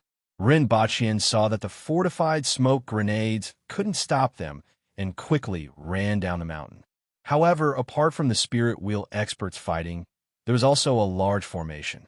What could they run to? He stuffed the box into Qing Yuan's hands, took out a smoke grenade, and threw it toward the earth wheel experts who were forming a formation in the distance. Wretch! Wretch! A total of more than a dozen smoke grenades were thrown, and the two formations that were originally formed collapsed. A breeze blew past. Rinpoche's eyes widened, and his head almost fell to the ground. It was simply too smelly. It was an indescribable stench. It was as if 1,000 rubber tires were piled up and burning around him, suffocating him and making him unable to breathe. Even if he held his breath, this stench would go straight to his brain and make him burst into tears. Canned herring? Rinpoche felt that he would rather eat canned herring every day than smell this stench. How could man-made edible food compare to the prehistoric power of heaven and earth? There was no comparison at all. Wretch! Rinpoche's face turned green. He vomited as he ran, smelling the stench that came from all directions. Ah! This scream came from the spirit wheel expert that Lin Shaola was fighting. Lin Shaola was lying on his back with one of her legs twisted into the shape of a fried dough twist. Her hands were tightly locked onto his arms, and her teeth were firmly biting into his neck. As the spirit wheel expert struggled, a large piece of flesh was torn off by Lin Shaola. A breeze blew past, and Lin Shaola screamed like a cat whose tail had been stepped on. She kicked the back of the spirit wheel expert with one leg and jumped about 3 meters into the air. There's poison. Hold your breath. The other two spirit wheel experts with claw marks on their faces smelled the stench and immediately blacked out. If Lin Shaola had seized the opportunity at this moment, it wouldn't have been a problem for her to kill at least one more person. However, at this moment, she was even more miserable than the other two. She kept screaming in the air as her tears flowed like a river. Her sense of smell was originally stronger than that of a human's, and this stench was several times more harmful to her. She almost fainted. After landing on the ground, she immediately turned into a gust of wind and looked around for a less smelly place. In the end, she directly collided with Rinpoche, causing him to tumble. Lin Shaola fell to the ground and couldn't stop wailing. Her sorrow flowed like a river. On the other side, the Empress's eyes were originally covered with a layer of blood, and even her pupils had shrunk to the size of a needle tip. Waves of ruthless and murderous thoughts filled her mind, trying to drown her last trace of clarity. However, a breeze blew past, and the Empress's pupils instantly dilated. Her body disappeared from the crowd like lightning. It was so smelly that her vision turned black. She had never smelled such a stench in her entire life. The extreme stench woke her up in an instant, but she would rather not wake up. It wasn't only her, but the others also didn't smell it. All of their faces turned green, and they held their breaths. They wanted to vomit, but didn't dare to. Once they vomited, they would definitely inhale. The scene quieted down in an instant. The Empress landed beside Renbachien and wanted to speak, but before she could speak, she covered her mouth first. At this moment, Renbachien's face was also green. It was too smelly, and he was about to suffocate. He didn't expect the added ingredients to be so powerful. He gestured to the Empress with one hand and dragged Lin Xiaola, who had fallen to the ground, with the other. The Empress pulled Qing Yuan and Hong Wan along. In the next second, everyone disappeared from the scene. All that was left behind was a stench that made it hard for everyone to breathe. When the crowd outside saw that Qi Zixiao and the others had suddenly disappeared, they were surprised and dispersed to a distant place with better air circulation, maintaining their encirclement. They didn't believe that Qi Zixiao had disappeared just like that. However, the stench followed them like a maggot attached to a bone. No matter where they went, they could smell it. Wretch! After another half a day, everyone discovered a terrifying fact. Even bathing couldn't wash away the stench from their bodies.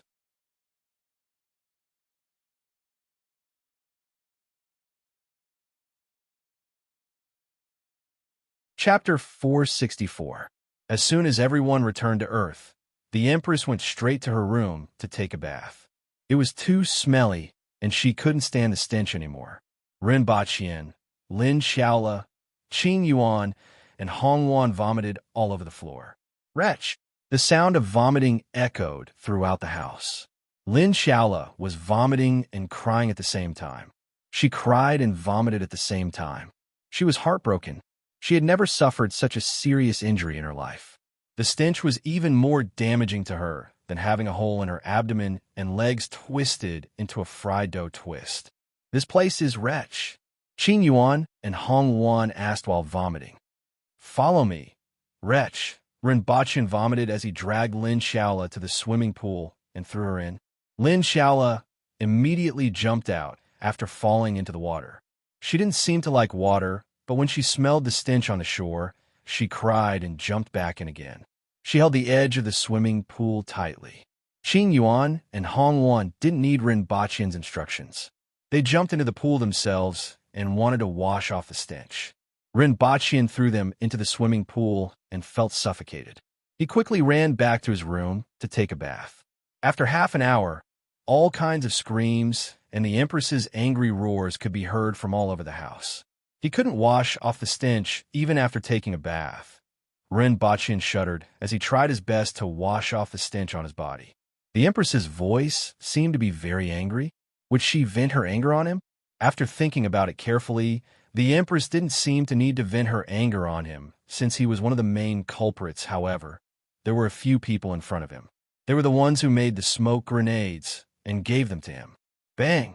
Hearing the loud noise from the Empress's room, Renbachien ran out, naked, to check on his phone to see if there was anything that could remove the concentrated skunk musk. Before he could find anything, the Empress rushed in with a bath towel wrapped around her. She didn't even look at him and rushed straight into the bathroom, leaving a dumbfounded Renbachien behind. He went to the Empress's room to take a look and heard the sound of water splashing as soon as he entered. Renbachien looked out and saw that the shower in the bathroom had been dismantled by the Empress into a pile of parts. This showed how angry the Empress was at this moment. Renbachien hurriedly gave Yongsan a call. It was this damn fellow who gave him that batch of things. What he wanted was something powerful that could save the situation at a critical moment. This thing was indeed very powerful, much more powerful than he had expected. However, the side effects were also very powerful, much more powerful than he had expected. This was simply perishing together with the enemy. How do I wash away the smell of that thing? Rinpoche asked while gritting his teeth. You're infected? Yongsan asked. How do we wash it off? Rinpoche flew into a rage. Didn't I tell you last time? Time will solve everything. I want it now. I'm going to suffocate. Rinpoche said fiercely. He was really going to suffocate. Even after such a long time, his nose still hadn't gotten used to this smell. It was constantly being attacked, both physically and mentally. You could try vinegar, detergent, and tomatoes, Yongsan said. After he finished speaking, Rinpoche hung up the phone. Yongsan put down the phone and laughed. He finally saw that guy suffer setback. Just like what he said, time would solve everything. At least in the laboratory, there wasn't a good solution. This damned smell could only be solved with time. Even ordinary skunk musk was very difficult to remove and required more than 3 days, let alone this concentrated one. Its power was increased by several times. The duration was also, after he called Shinfeng, the Empress appeared in front of him in a bathrobe and retreated to the door in disgust. The smell on Rinpoche's body was too strong. Of course, it was the same for her. However, when the two of them were together, the smell seemed to be much stronger. The Empress's eyes were red. How can I get rid of the smell? Ugh. She didn't even care about the excruciating pain she felt after recovering from that state. Your Majesty, please wait for a moment. I have already sent someone to deliver the things, Rinpoche said. He prayed that those things would be useful. He felt that the Empress was going crazy. Who did it? The Empress's eyes were red and overflowing with murderous intent. She had made up her mind that she wouldn't let that guy die too easily. She definitely wouldn't let him die an easy death. She must suppress him in front of the palace for thousands of years. Rinpoche was speechless. Your Majesty, let's talk about this after the smell is washed off. Why don't you go in and soak for a while? At least you will feel better after soaking in the water. After the Empress left, Rinpoche heaved a sigh of relief. The Empress was going crazy. If she found out that he was the one who did it, he would probably be in big trouble. Who knew that this thing was so powerful? After all, he had only heard about it and hadn't experienced it personally. He definitely couldn't understand the feeling of being surrounded by this kind of stench. An hour later, Shinfeng opened the door and quickly retreated as if she was struck by lightning. She left the 2 boxes in front of Rinpoche's door, quickly escaped to the car, and gave Rinpoche a call. Rinpoche quickly took out the boxes and divided the contents into 3 parts. The Empress, himself, and Lin Xiaola. After an hour, Rinpoche sadly discovered that these things were useless. Boom. The bricks in front of Rinpoche were sent flying. Lin Xiaola rushed in with red and teary eyes and clawed at Rinpoche's face. Bastard. I'll fight it out with you. Lin Xiaola finally knew that this bastard was the culprit. Boom, boom. There were 2 consecutive loud noises. The Empress broke through the wall of Rinpoche's bathroom and sent Lin Xiaola flying with a punch. Overflowing with murderous intent, she said, "If you hit him, I'll kill you first. I'm going to fight it out with that bastard. It's all that bastard's doing." Ugh. Upon hearing this, the murderous Empress's face immediately darkened. She looked at Rinpoche coldly and asked, "You did it?" Rinpoche immediately broke out in a cold sweat. "Your Majesty, I've sweated for the country. I've bled for the front line." 5 minutes later, Rinpoche had a big bump on his head and claw marks all over his face. He was wearing only a pair of underpants and was tied up and hung outside the window. He wondered if he should give up on Yang Senator, thinking about the consequences. He was afraid that the Messier 87 department would be massacred by the Empress. Forget it. It was better to bear it himself. Otherwise, something big would definitely happen. Who asked him to be stubborn? He was a stubborn person. This is life. After hanging outside the window for a day, Rinpoche felt that the smell wasn't that bad. It was just a little like the smell of rotting animal corpses soaked together with feces from the open-air toilets in summer. Although he had never smelled rotting animal corpses before, the smell made him feel like he was soaking in a pool filled with those things. Well, the smell was a little terrible. Ugh. He recalled his lost youth while feeling nauseous. After an unknown amount of time, he finally heard the window above him open. "Your Majesty, I've bled for the country. Everything I've done is for your Majesty." "Eh? Your Majesty? What's in your hand? Where did you get the whip from?" "Ah, oh, On Mount Wu, an old man was sitting cross-legged on a rock by the stream. "Master, I brought you medicine and a change of clothes," two young disciples shouted from afar. "Come over and talk. Why are you standing so far away?" The old man opened his eyes, and a glint flashed across them. "Master, this is fine." The two disciples smiled awkwardly. Previously, the two of them didn't take it seriously and almost fainted. After experiencing it once, the two of them really didn't want to experience it again. Public morals are degenerating with each passing day. A trace of sorrow flashed across the old man's face.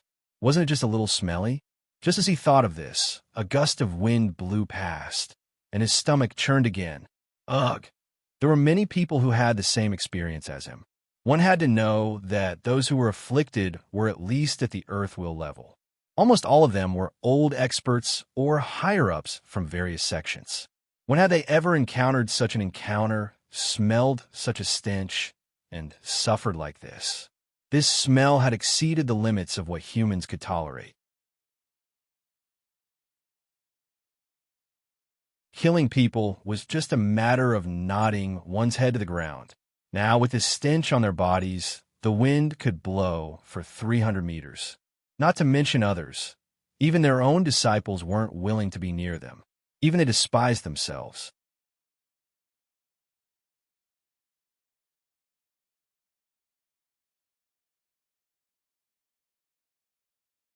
Chapter 465. In the villa, Renbachian, the Empress, Lin Shaola, Qin Yuan, and Hong Yuan each wore a gas mask. This was the idea that Renbachian came up with after being beaten up.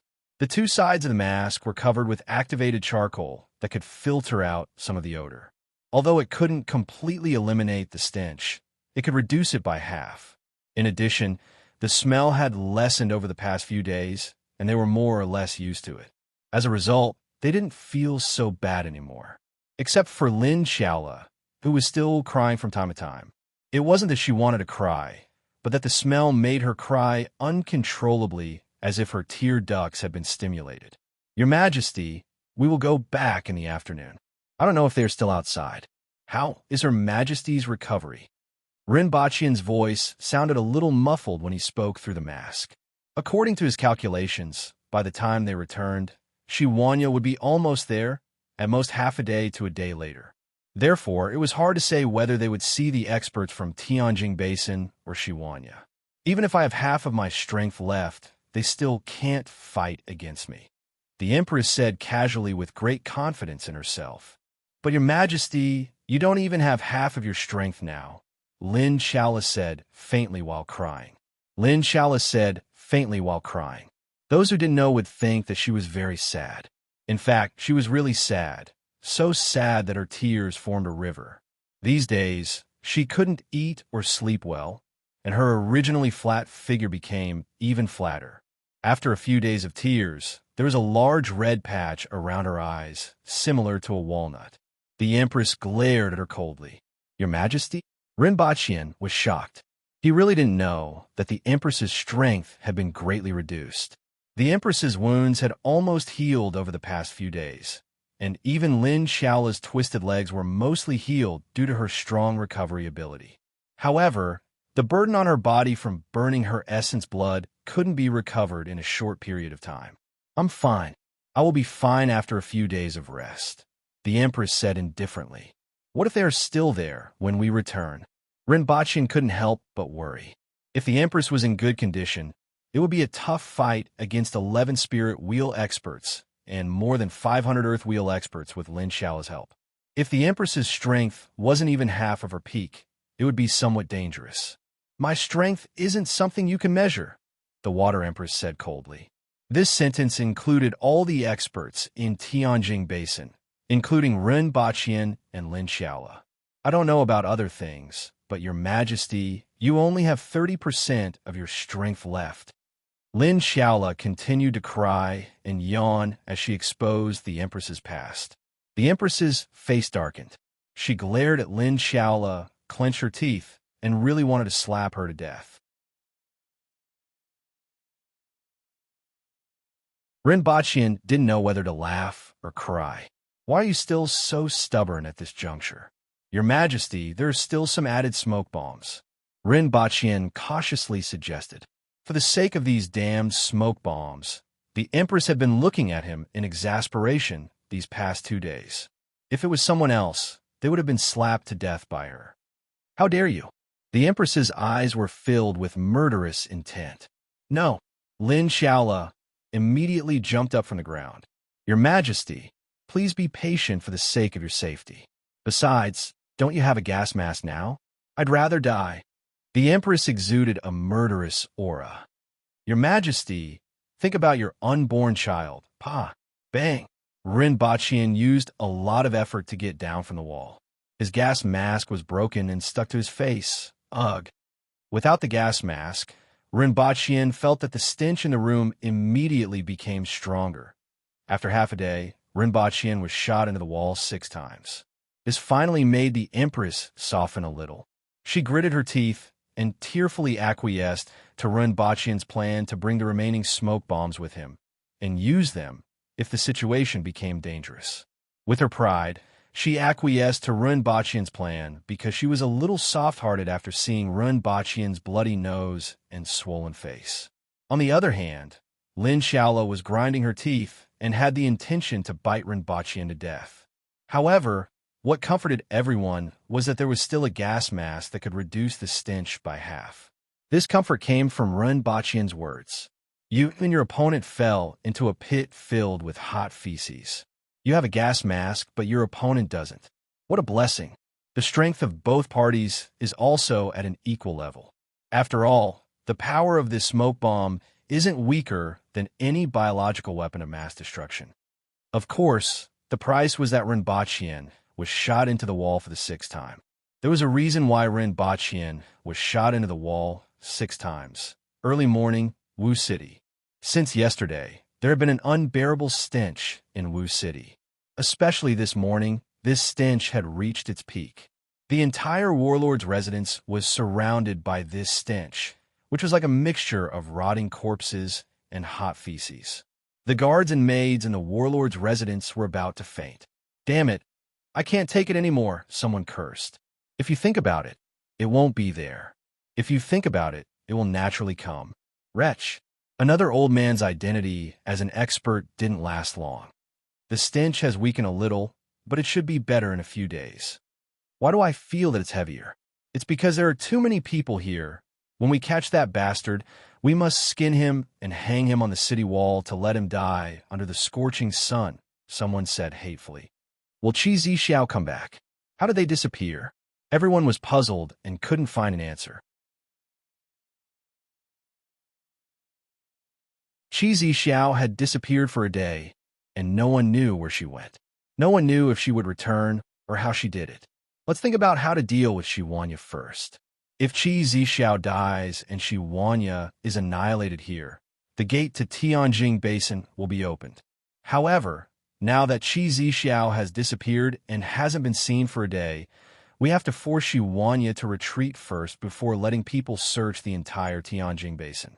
I don't believe that they really disappeared without a trace.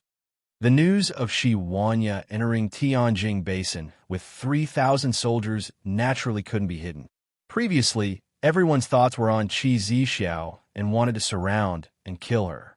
Then, they would use her head to confuse Xi Wanya's army and defeat the other party. However, at this time, Qi Zixiao was missing and Xi Wanya's army had broken through several obstacles at a speed that exceeded everyone's expectations and was approaching Wu City. Everyone had to face this problem, which was also the reason why they gathered here.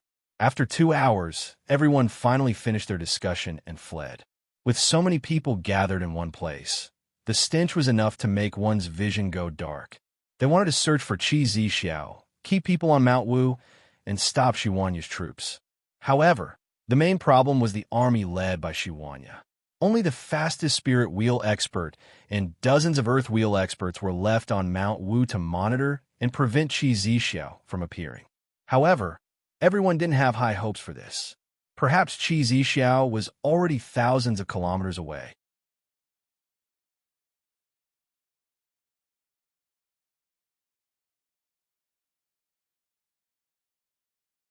Chapter 466.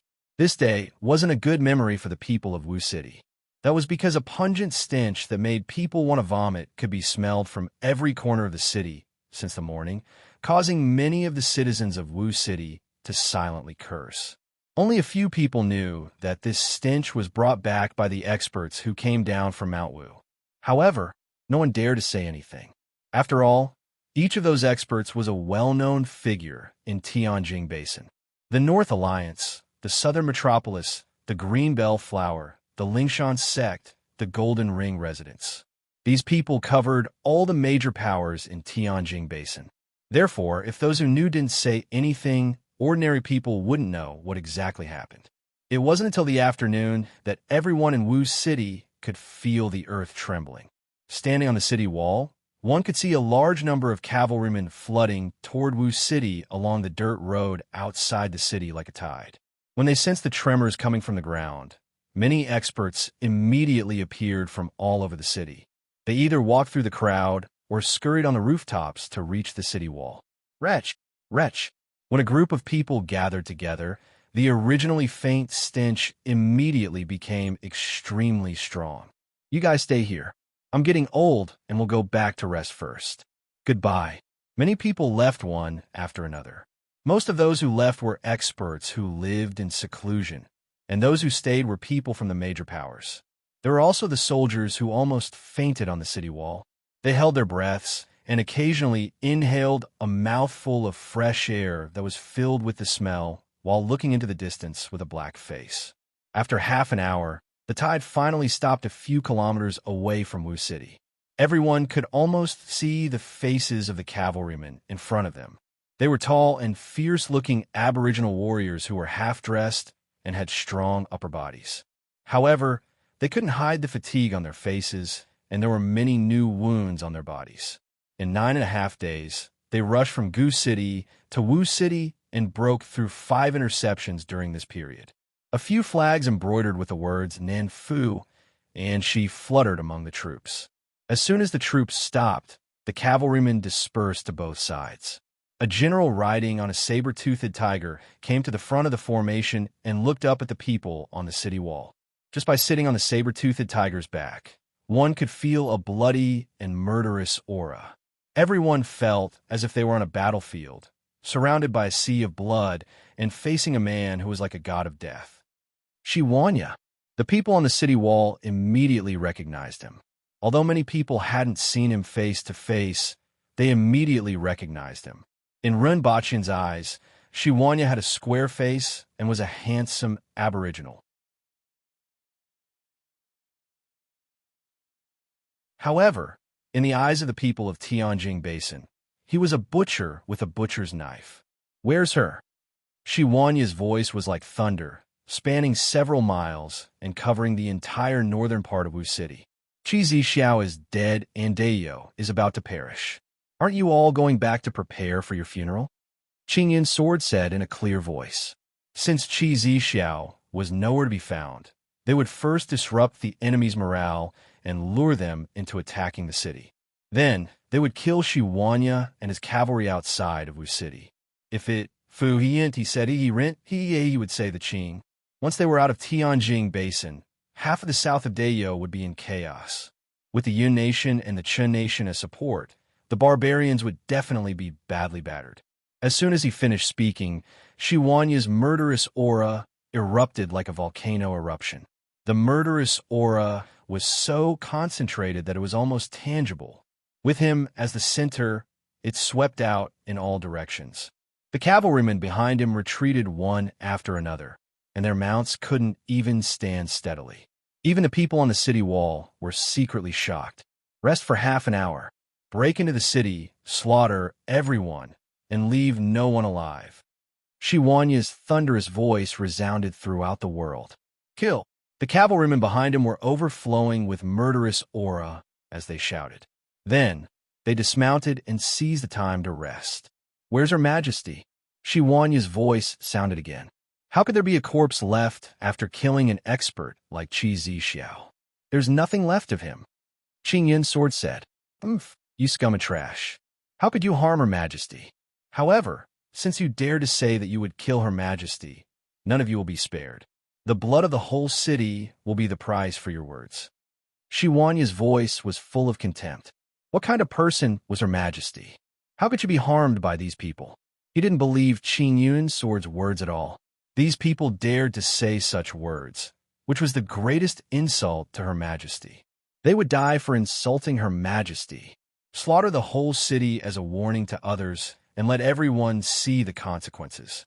They would kill them first and then slowly search for Her Majesty's whereabouts. In addition, Ren Baqian had sent a letter saying that all the experts of Tianjing Basin were gathered here. After killing them, Tianjing Basin would no longer have the power to rebel. As for Her Majesty's safety, all the experts of Tianjing Basin were gathered here. As long as they were killed, who else could harm Her Majesty? As a general, Shi Wanya wasn't the kind of person who could foresee everything. As the Protector General of the South, he wasn't able to see through people's minds. He had his own way of dealing with the enemy and controlling them. Naturally, there wouldn't be any mistakes after killing all the people who could pose a threat and have the ability to rebel. Shi Wanya's words were exactly what everyone in the city wanted. All the experts of Tianjing Basin were gathered in the city. There were 10 spirit wheel experts, 500 earth wheel experts, and more than 1,000 man wheel experts from various sections. Facing Shi Wanya, who had come from afar, and defending the city with such strength, they would bleed to death at the top of the city wall. Both sides had absolute confidence in their own strength and were determined to kill each other. After half an hour, without waiting for Shi Wanya's order, many of the cavalrymen at the back stood up and gripped their weapons tightly. All of them were silent. Other than the sound of weapons colliding, there was almost no other sound. Slaughter them all. Shi Wanya waved his hand. Kill. Many soldiers roared, grabbed their weapons, and rushed toward the city wall. In addition to the weapons in their hands, everyone was carrying a bone spear. This was something that Rinpochian hadn't seen before in the war in the north. Throw! Buzz! More than 2,000 people threw their bone spears at the same time, making a loud noise. A large number of bone spears reflected the sunlight and covered the top of the city wall like a cloud. Boom! A huge umbrella unfolded in front of the bone spears. Hundreds of bone spears immediately hit the umbrella and turned into countless broken bones. Qing Yun's sword pointed his finger, and the long sword behind him floated in the air, sprinkling countless sword gleams onto the bone spears. Dozens of figures rushed into the sky and blocked the bone spears with dazzling sword gleams and sword gleams. Stubborn resistance. Shi Wanya snorted coldly, took the long-handled broadsword from the back of the saber-toothed tiger, and suddenly disappeared. After a few flashes, Shi Wanya jumped up with an overbearing sword gleam in his hand. It was as if he was going to split the heaven and earth apart. A figure that faced the bone spear immediately exploded into flesh and blood that filled the sky. At the same time, two other people's auras soared into the sky, leaped from behind the cavalrymen, and rushed toward the top of the city wall. 3 Cardinal Heaven experts from the Protectorate of the South attacked at the same time. On Mount Wu, there was a fluctuation in the air where the Empress and the others had disappeared. 3 people wearing strange masks appeared out of thin air as if they had been squeezed out of it. Although they were wearing gas masks and had changed their clothes, the people who stayed on Wushan Mountain immediately discovered and recognized them.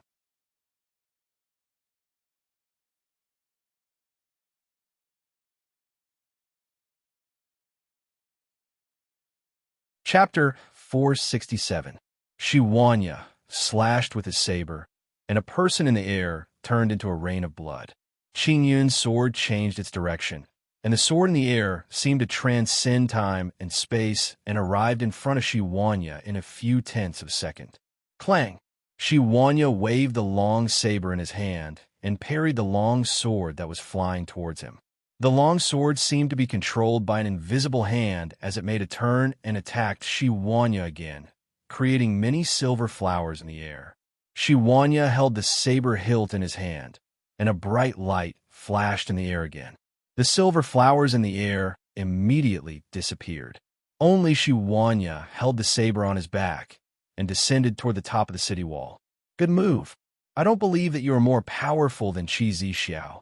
A voice shouted as a person rode a spear and turned into a long dragon that soared into the sky. There was a series of sounds of weapons colliding in the air, following which a person was smashed into the ground, creating a big pit. Wanya was also bounced up by the force of the collision. This famous butcher's face was as black as charcoal in the air.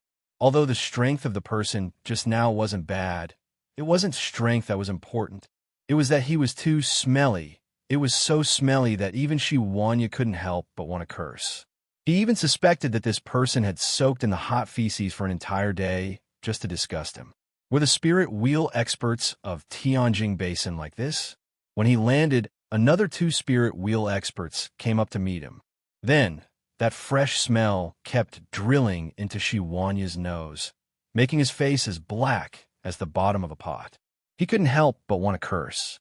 As for the Deputy Protector General of the Protectorate of the South and another general, they started cursing as soon as they started fighting. Did you fall into a cesspit? Are you trying to sting me to death? Upon hearing this, Wanya's mind suddenly flashed. Could this be the reason why these spirit wheel experts from Tianjing Basin had the courage to fight against him? First, they made themselves smelly, then waited for them to get used to it before exchanging blows with them, greatly reducing their combat power. You are as despicable as insects and trash. Do you think this can stop my army? Wanya said contemptuously. Even if you use such a despicable trick, my aboriginal army won't retreat. It will only make me look down on you. Wanya's voice resonated in the air. It stinks to death. The other 2 were still cursing. The people of Tianjing Basin were almost angered to death by the scolding and Wanya's words. All of them flew into a rage. It was obviously you bastards who did it. Qing Yuan and Hong Yuan were left behind on Earth. After all, they might have to flee for their lives the next time they came back. One less of these burdens was one less.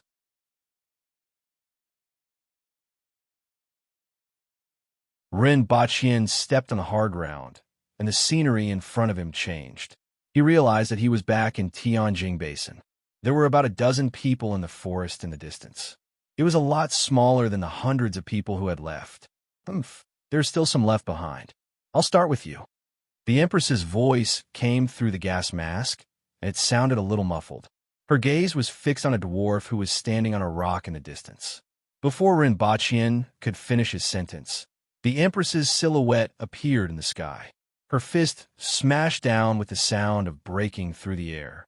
Unexpectedly, in a flash, the figure appeared in the distance and had no intention of fighting with the Empress.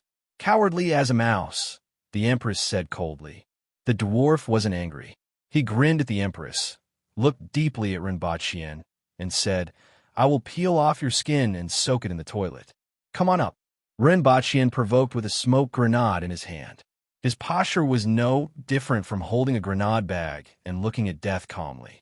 At most, they would perish together. Lin Shaola looked at Ren Baqian, with tears streaming down her face. Originally, she felt a little better. After all, she had been on Earth for 5 days, and the stench had lessened a lot. However, as soon as she returned, the strong stench made her feel unwell again. The dwarf had a toothache. That thing couldn't hurt anyone, but it was really too disgusting. The Empress didn't say a word. In a few flashes, she appeared in front of the dwarf and brazenly attacked. The dwarf didn't receive her attack at all and just kept running away. In a few moments, he had escaped into the forest, and there was a sudden rumbling sound in the forest. Large tracts of trees came crashing down with a loud creaking sound. A few unlucky Earthwheel experts were also caught in the crossfire. With a punch from the Empress, all the bones in their bodies were shattered, and they fell to the ground dead. In a short period of time, The Empress had destroyed a small part of the forest, but she still couldn't catch up with the dwarf.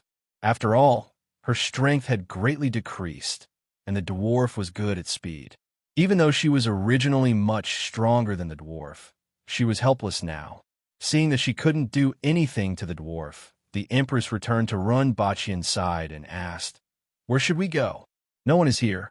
I don't know if it's because Protector General Shi is here," Runbachian said. He had told the Empress about delivering a letter to Shi Wanya on Earth. "Why don't we go up and take a look?" Runbachian said. This position was halfway up the mountain, and the large forest below blocked the way to the foot of the mountain in Wu City. After Runbachian finished speaking, he felt his collar being lifted by someone. Then, a gust of wind blew against his face, causing him to be unable to open his eyes. When he regained his balance, he found himself on a huge rock that was almost at the peak of the mountain. The mountain wind messed up the Empress's hair and hit Runbachian's face, bringing with it a faint stench. This was really a sad story. Runbachian felt that this was definitely a dark history.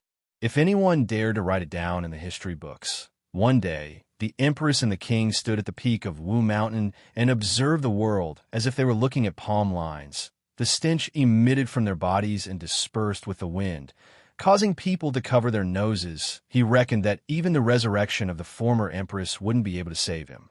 The Empress would suppress him in the toilet for 10,000 years.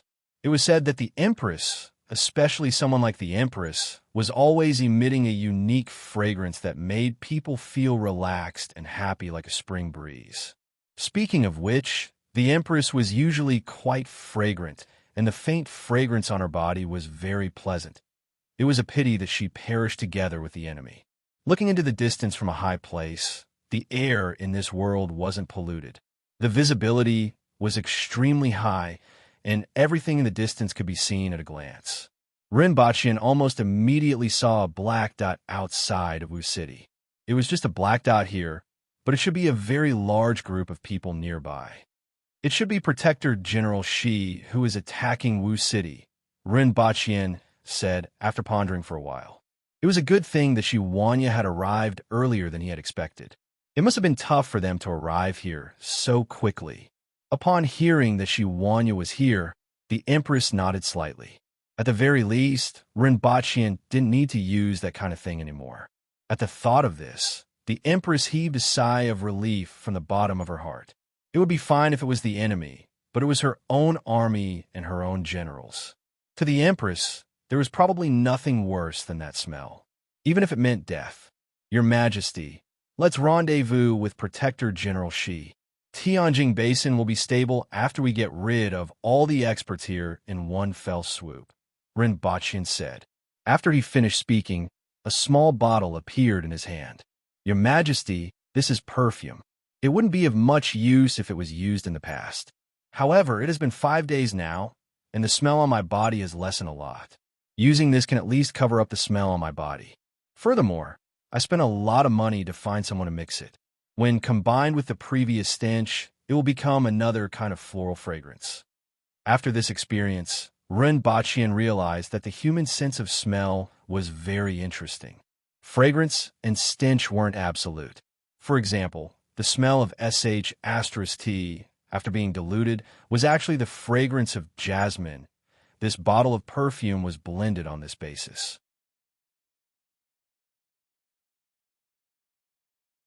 The fainter stench on the body and the fragrance of the perfume blended together to form a kind of floral fragrance.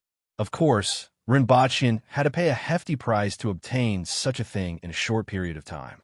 He spent 8 million yuan and had several top-notch perfumers working day and night to finally mix it after countless attempts. When the Empress heard this, she was immediately elated. Previously, she was still a little hesitant. It would be really embarrassing to meet her generals and troops with this damned stench on her body.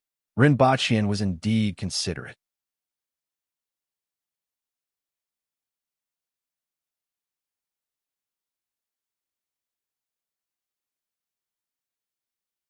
Chapter 468. The Empress happily sprayed perfume all over her body, took off her gas mask, closed her eyes, and took a deep breath. She looked at Rinpoche with an unfriendly gaze and asked, "Why do I smell like braised pork?" Rinpoche was dumbfounded. Sniff. It's obviously night glory. It's the smell of braised pork. I've eaten it before. The Empress's face darkened, as if she was being bullied by his ignorance. But I smell a strong fragrance. Rinpoche felt that he had been wronged. Besides, the person who delivered the perfume had clearly said that it was the smell of night glory. Oh, it smells even worse. Lin Chaola couldn't stop crying. Perhaps your Majesty's sense of smell is more sensitive than mine?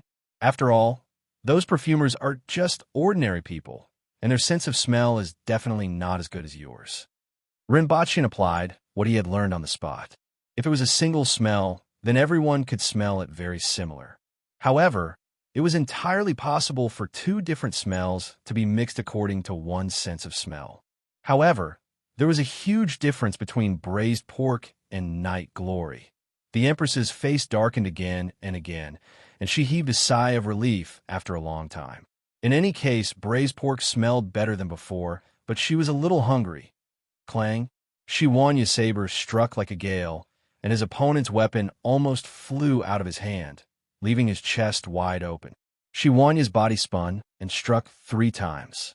With the help of his body's twisting force, each strike was faster and stronger than the previous one. The third strike was half as fast as the first, and the force was almost twice as strong. The spirit wheel experts on the other side were directly struck into the city. Qin Yun's sword was just about to rescue them when he suddenly felt an imposing aura soaring into the sky from afar and frowned. It was the aura of Qi Zixiao. She knew that Shiwanya was here. Shiwanya put his saber behind his back and looked into the distance. He then said coldly, "Let's call it a day. Wait for me tomorrow after you've washed up, lest you dirty my saber." Trying to leave? No way. Qin Yun's sword roared. His face turned red, and his body grew bigger. The sword in the air suddenly turned into thousands of swords that rained down from the sky and covered the entire city. The power of each flowing light sword was equivalent to the power of a casual blow from him. The Empress wasn't dead. If they allowed her to meet up with Shiwanya, they wouldn't stand a chance. As soon as he used this sword, he immediately became like a deflated balloon. His entire body emitted the smell of defeat, and the wrinkles on his face increased. It was as if he had aged 20 years, and his body was on the verge of collapse. "This is interesting." Shiwanya laughed out loud and dragged his long saber diagonally to the side of his body. The aura on his body surged as he violently waved his saber toward the sky. A huge snow-white saber light suddenly lit up the entire sky. This saber light seemed to split the sky in half. The people near the city walls could even hear the sound of cloth tearing. That was the sound of the saber tearing through the air. The sword rain in the sky collided with the huge saber light. The sword light shattered one after another, and the saber light seemed to have encountered some kind of obstruction. A strong wind swept out in all directions, and some people couldn't stand still and retreated. However, when the hundreds of sword lights shattered, the saber lights became dimmer and dimmer. Finally, they suddenly cracked open like glass. The remaining hundreds of sword lights swarmed down and headed straight for Shiwanya. Subsequently, the saber lights clashed with the sword lights in the sky. After a loud bang, the entire city wall was forcefully smashed down by a 5-meter-wide section. When the dust settled, Shiwanya was seen standing there with traces of blood seeping out of his body. Not bad. Shiwanya looked in the direction of Qin Yun's sword with a look of admiration. This was the greatest reward he could give to his enemy. However, when Qin Yun's sword saw this scene, he spat out another mouthful of blood and looked even more defeated. Even this sword couldn't do anything to the other party. Qi Zixiao was so powerful, and so was Shiwanya. The talents of the aboriginals were really enviable, to the point of despair. "Retreat and follow me to welcome Her Majesty into the camp," Shiwanya said in a clear voice. At this moment, he felt a trace of warning in his heart. He turned his head and saw an old man holding a paper umbrella standing there and looking at him. The old man's aura was faintly discernible, but that paper umbrella made him feel a little frightened. Chang Tian looked at Shi Wanya and smiled. It seems like I have learned a lot in this lifetime, but I have actually only learned one move. Come and take a look. All right. Shi Wanya nodded. The long saber in his hand was no longer dragged by his side, but slanted in front of his chest. He also had a solemn look on his face. I'm afraid I can't fulfill my promise to you, Chang Tian said as he turned his head and looked at an old woman in the distance. I remember that you like beautiful flowers. They are yellow and have a very pleasant smell. Chang Tian thought to himself, but didn't say it out loud. Chang Tian. The old woman's expression changed. Chang Tian smiled at her and turned his head to look at Shi Wanya. His expression became solemn as he stared at the paper umbrella erected between his eyebrows. His heart was calm and devout, as if he was doing the most solemn thing to the gods. He poured all his attention into the umbrella, and then his whole body flashed and leaped hundreds of meters. He was still holding a paper umbrella in his hand, but in everyone's eyes, it was a long spear. Everyone could only see this spear as if there was nothing else in the world except for this spear. It was as if this spear had existed since the beginning of the world and was only seen now. This was a spear that could pierce through the world. As fast as a meteor? Even faster than a meteor. It was so fast that Shi Wanya only saw a figure flash before the tip of the spear appeared in front of him. The tip of the spear occupied his entire vision. His heart was beating wildly. This was an extreme crisis. All Shi Wanya could do was block this spear with his saber and block this sure-kill spear. Ding! When the spear and the saber collided, there was only a soft sound, as if a nail had fallen to the ground. Puffed. Shi Wanya looked down and saw that a paper umbrella had pierced through the saber in his body. Fresh blood dyed the white surface of the umbrella red, just like a painting of a red plum blossom in the snow that he had once seen. Protector General, the crowd in the distance shouted. The other two spirit wheel experts rushed over, but were entangled by others. Not bad. It's a pity that it's still a little short. Shi Wanya raised his head and grinned at Chang Tian. His smile was full of the smell of blood. What a pity. Chang Tian was slightly regretful and disappointed.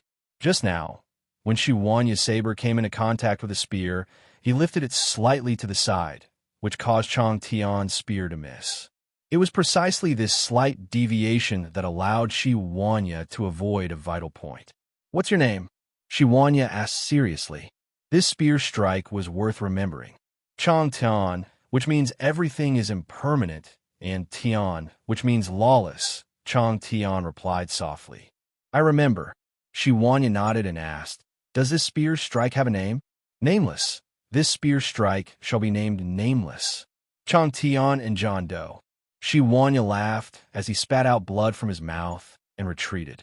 When he pulled the umbrella out of his body, blood spurted out from the wound on his back.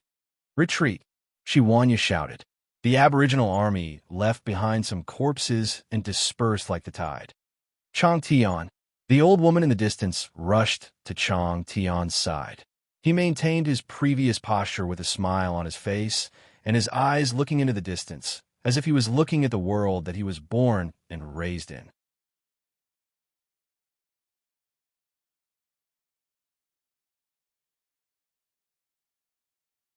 Chapter 469. The sound of iron hooves could be heard as a group of cavalrymen approached like a black dragon crouching on the ground. They stopped not far from the Empress. Your Majesty, please forgive us for being late.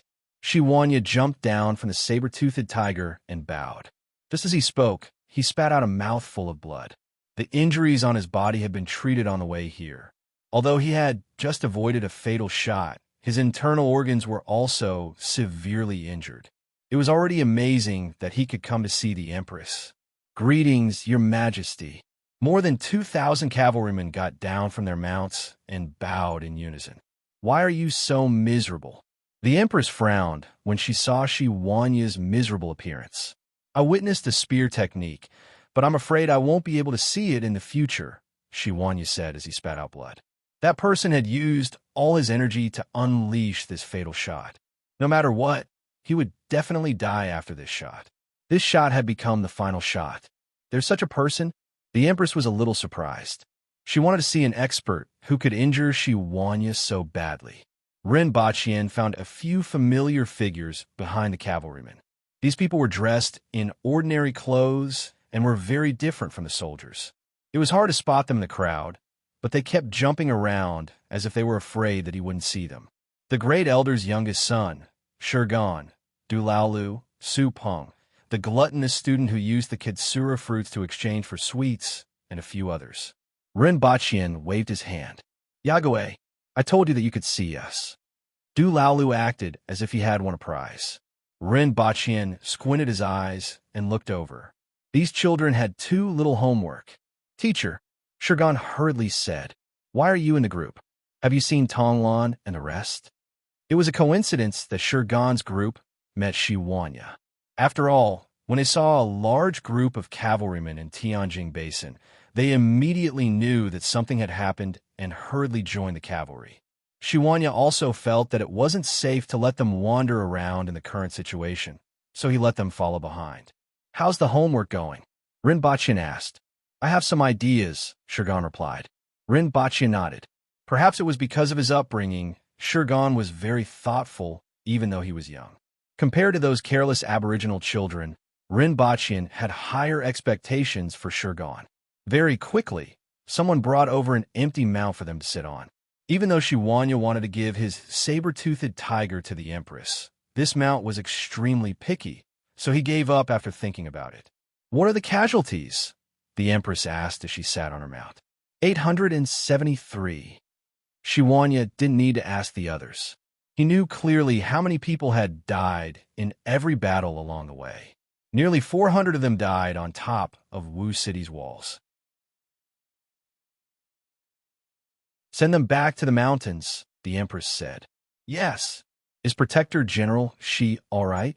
Rinbochin couldn't help but ask when he saw him spitting out mouthfuls of blood. It's just a minor injury. I'm fine. Shiwanya grinned as blood trickled down from the corner of his mouth. There's something in the blood you vomited. Rinbochin reminded him. No matter how he looked at it, it seemed like he had vomited out his lungs. I will be fine after a few months of recuperation, Shiwanya said casually. Rinbochin gave him a thumbs up. Your Majesty, why didn't you inform us before coming out? Shiwanya couldn't help but ask along the way. I was bored staying here. Now that you are here, there's no need to say anymore. The Empress's words made Shiwanya swallow the rest of his words. As for the rich aroma of food coming from the Empress's body, he didn't even mention it. Protector General Shi, is it just you guys? Rinbochin glanced at the advancing troops, roughly estimated the number of people, and asked. It's enough to have us, Shiwanya said resolutely. Rinbochin stroked his chin. If talking was useful, he could make all the experts in Tianjing Basin doubt their lives. Not to mention the high-end forces. The Empress only had 1/3 of her strength left, and Shiwanya had become like this. Just the 2,000-man Will cavalrymen facing 500 to 600 Earth Wheel experts, more than 1,000-man Will experts, and a city full of guards. No matter how he looked at it, they had no chance of winning. In the past, the high-end forces of the Aboriginals had crushed the enemy, but now they were being crushed. Originally, they didn't have the upper hand in terms of numbers and experts. Furthermore, they were besieging a city. Rinbochin didn't have much hope that they would be able to take down Wu City, unless he still had dozens of smoke grenades, and he didn't know what would happen if he threw them into the city. Will they come out to fight or flee upon hearing the news? That night, everyone stayed at the foot of Mount Wu. Many of the soldiers who went to look for prey inadvertently entered the location where the battle took place that day and immediately returned with a body full of stench. The main reason was that there was a substance in skunk musk that had an extremely strong adhesion. Furthermore, this substance would release mercaptan when it came into contact with water molecules. Even if the smell on the body was reduced, as long as this substance was still present, it would release mercaptan when the air was humid, which was also that stench. Coincidentally, Tianjin Basin had a humid climate, especially at night. "How'd you been here these few days?" During dinner, the Empress, who had gotten rid of the stench on her body, felt at ease and was finally concerned about other things. Rinpoche understood that the Empress was referring to the people in Tianjin Basin. There's nothing for ordinary people to pay attention to. They can't see too far ahead and can't care that much. Furthermore, their current living conditions aren't considered good. As long as public opinion is well controlled, I believe that they will be able to stabilize and be of use to you. These sects and forces are the source of trouble. As long as we clean them up, use public opinion to stabilize the people, use a strong military force to deter them, and use kindness and might to stabilize Tianjin Basin. The Empress nodded and said, "I'll leave this matter to you when we return to Goose City. I'll give you 3 to 6 months. If they have any intention of rebelling again, don't blame me."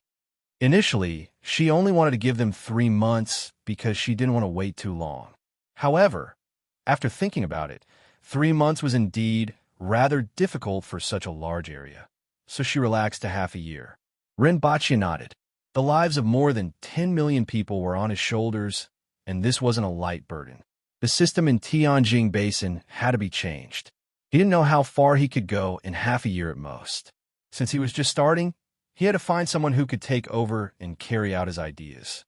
Shiwanya was good at killing people, but he couldn't be relied on in this matter. However, it would be much easier if he could subdue some of the experts in the city. "Your Majesty, I'm afraid that the Chun nation has sent troops." Rinpoche recalled the news he heard from Suqing. "Oh."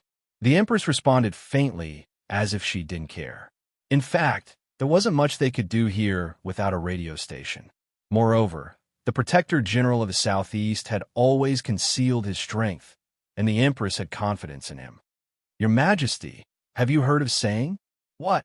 "There are as many stars as there are people in the world. Every time a person dies, a star will fall. The more famous and powerful a person is, the brighter the star that belongs to him. I think that the star that belongs to your Majesty must be the brightest star in the sky." Rinpoche placed his hands behind his back, leaned back, and looked up at the galaxy in the sky. The Empress looked up at the starry sky and suddenly said, "I want to see a meteor shower." Rinpoche was speechless. This was a little difficult. Not far away, Shiwanya's ears twitched as he said resolutely, "Tomorrow, I will slaughter everyone in Wu City and let your Majesty see a meteor shower." Rinpoche glanced at him and thought, "Why are you everywhere? Don't you have any sense of right and wrong? You even talk about your lungs."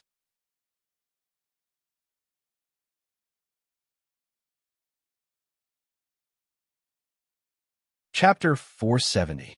The next morning, everyone set off after breakfast and stopped a few kilometers away from the north gate of Wu City. There were already many people watching from the top of the city wall. "Your Majesty, please give the order. I will break into Wu City and take down these rebels." Shiwanya asked for permission to fight in front of the Empress. Rinpoche glanced at him and then at the top of the city wall. No matter how he looked at it, his side was at a disadvantage. After the battle with the Empress, there were only 11 people left. Qing Yun's sword, who was the strongest among them, had lost a lot of energy after yesterday's battle. Chang Tian had poured all his energy into his spear and died after using it. Now, there were only 9.5 people who could fight. Lin Xiaola and the other 2 spirit wheel experts could each hold off 3 people, so it wasn't a big problem. If the Empress were to personally fight, even if she only had 30% of her strength left, she could still suppress the other party in terms of high-level combat power. However, even if more than 2,000 soldiers were at the advanced man-wheel level, the other party had more than 500 earth wheel experts, which meant that they could fight against 5 of them. Not to mention the others. "I will watch you seize the city from here," the Empress said faintly. Seeing that the 2 had decided to attack the city, Rinpoche didn't say anything else and observed carefully. Following Shiwanya's order, more than 2,000 soldiers got off their mounts and rushed toward Wu City.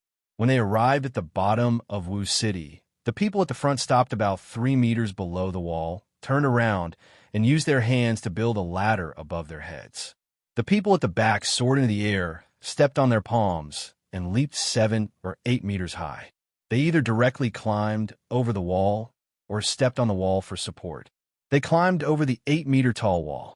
After all, Wu City wasn't a big city, and the wall was only about 8 meters high.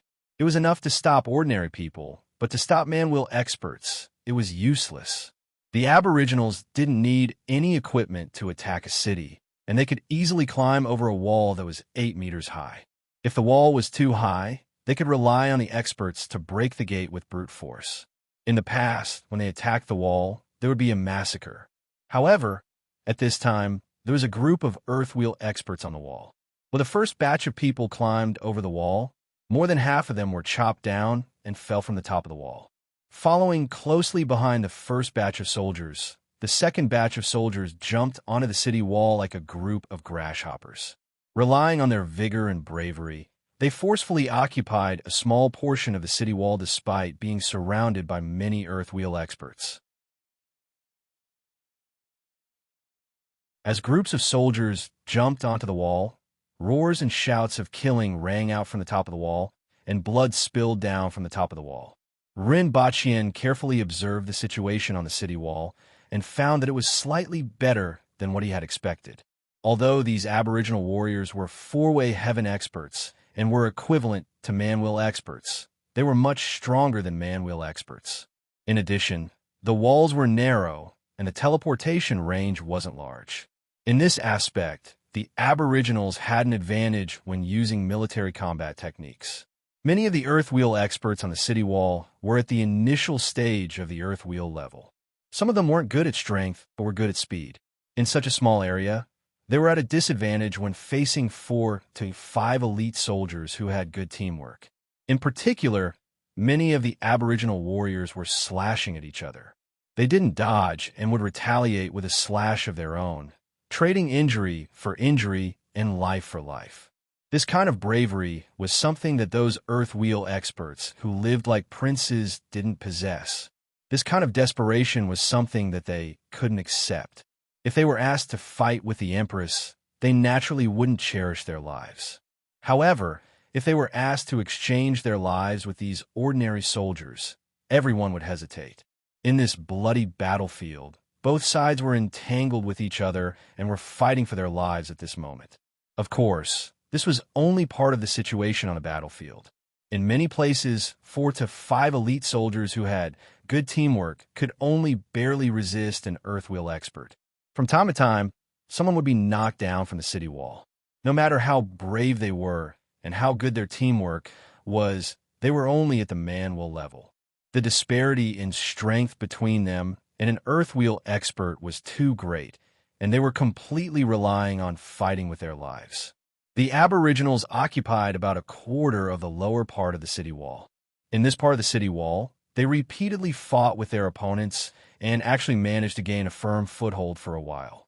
At the bottom of the city wall, the Aboriginals were divided into 3 groups. Lin Shaola and 2 other spirit wheel experts were fighting 1 against 3, which was the opposite of the situation on the city wall. Only Shiwanya stood upright in the distance and watched the killing on the city wall without saying a word. "Your Majesty, what do you think?" After watching for a long time, Rin Baqian turned his head to look at the Empress, only to see her frown slightly and remain silent. Both sides fought for a while and only withdrew in the evening. Only half of the soldiers retreated. A full 1,000 people had spilled their blood on the small city wall. The Aboriginals suffered a lot as well. More than half of the 1,000 disciples from various sects were injured or killed, and nearly half of the earthwheel experts were injured or killed. However, most of the casualties were from the weaker earthwheel experts. On the contrary, the strong earthwheel experts were mostly unharmed. It could be said that both sides had suffered heavy losses. Everyone retreated to the foot of Mount Wu. Rinba Qian said to the Empress, "Your Majesty, although the Aboriginals are good at fighting one-on-one, the Aboriginals are practitioners who are better at fighting one-on-one. Even though we can restrict their movements on the city wall, we are restricting both sides to a certain range and fighting them head-on. This is very disadvantageous for us. Do you have a good idea?" The Empress looked up at him and hoped that he would say, "Yes, I have a plan." "Your Majesty, I have an idea," Rinpoche said. "Speak." The Empress was in a much better mood after hearing what he said. "Throw a few hundred smoke bombs into the city to force them to come out. If we use military formations to confront them, I think they are no match for us," Rinpoche said. Dozens of smoke bombs were still too few for a city like Wu City. However, if he could get a few hundred of them, it would be enough to spread the fragrance for 5 kilometers around Wu City. It would be refreshing, enjoyable, and memorable. The Empress clenched her fists and felt a little itchy. Even though this was a plan, she really didn't want to use it. The smell really made her feel guilty. If a few hundred smoke bombs were thrown into Wu City, it would be very cruel. Not to mention that they couldn't stay in Wu City, they couldn't stay outside the city either. At that time, a group of experts with a suffocating stench would charge over. That scene would be too beautiful. The smell could be directly emitted from the scene, and she didn't dare to think about it. The Empress called Shiwanya over and asked, "Is it possible to attack this city?" Shiwanya nodded and replied, "I will definitely attack this city and present the heads of these rebels to your Majesty." Rinpoche looked at Shiwanya. From today's situation, Shiwanya could at most perish together with the other party. In fact, the remaining forces of the other party would become stronger as time passed. Where did he get the confidence to attack the city? "Your Majesty, the winged cavalry is rushing toward Tianjing Basin after resting," Shiwanya said without Rinpoche asking. Rinpoche then remembered that the winged cavalry had already returned to Dayo before he set off for Tianjing Basin. The winged cavalry were the Empress's personal guards, and they would be wherever the Empress was. Now that the Empress was in the south, the winged cavalry would naturally follow. How long will it take? The Empress didn't say anything else after hearing that the most elite winged cavalry was rushing over. "When I set off, the winged cavalry left Goose City 6 days ago. I estimate that they will definitely arrive in 3 days at most," Shiwanya said.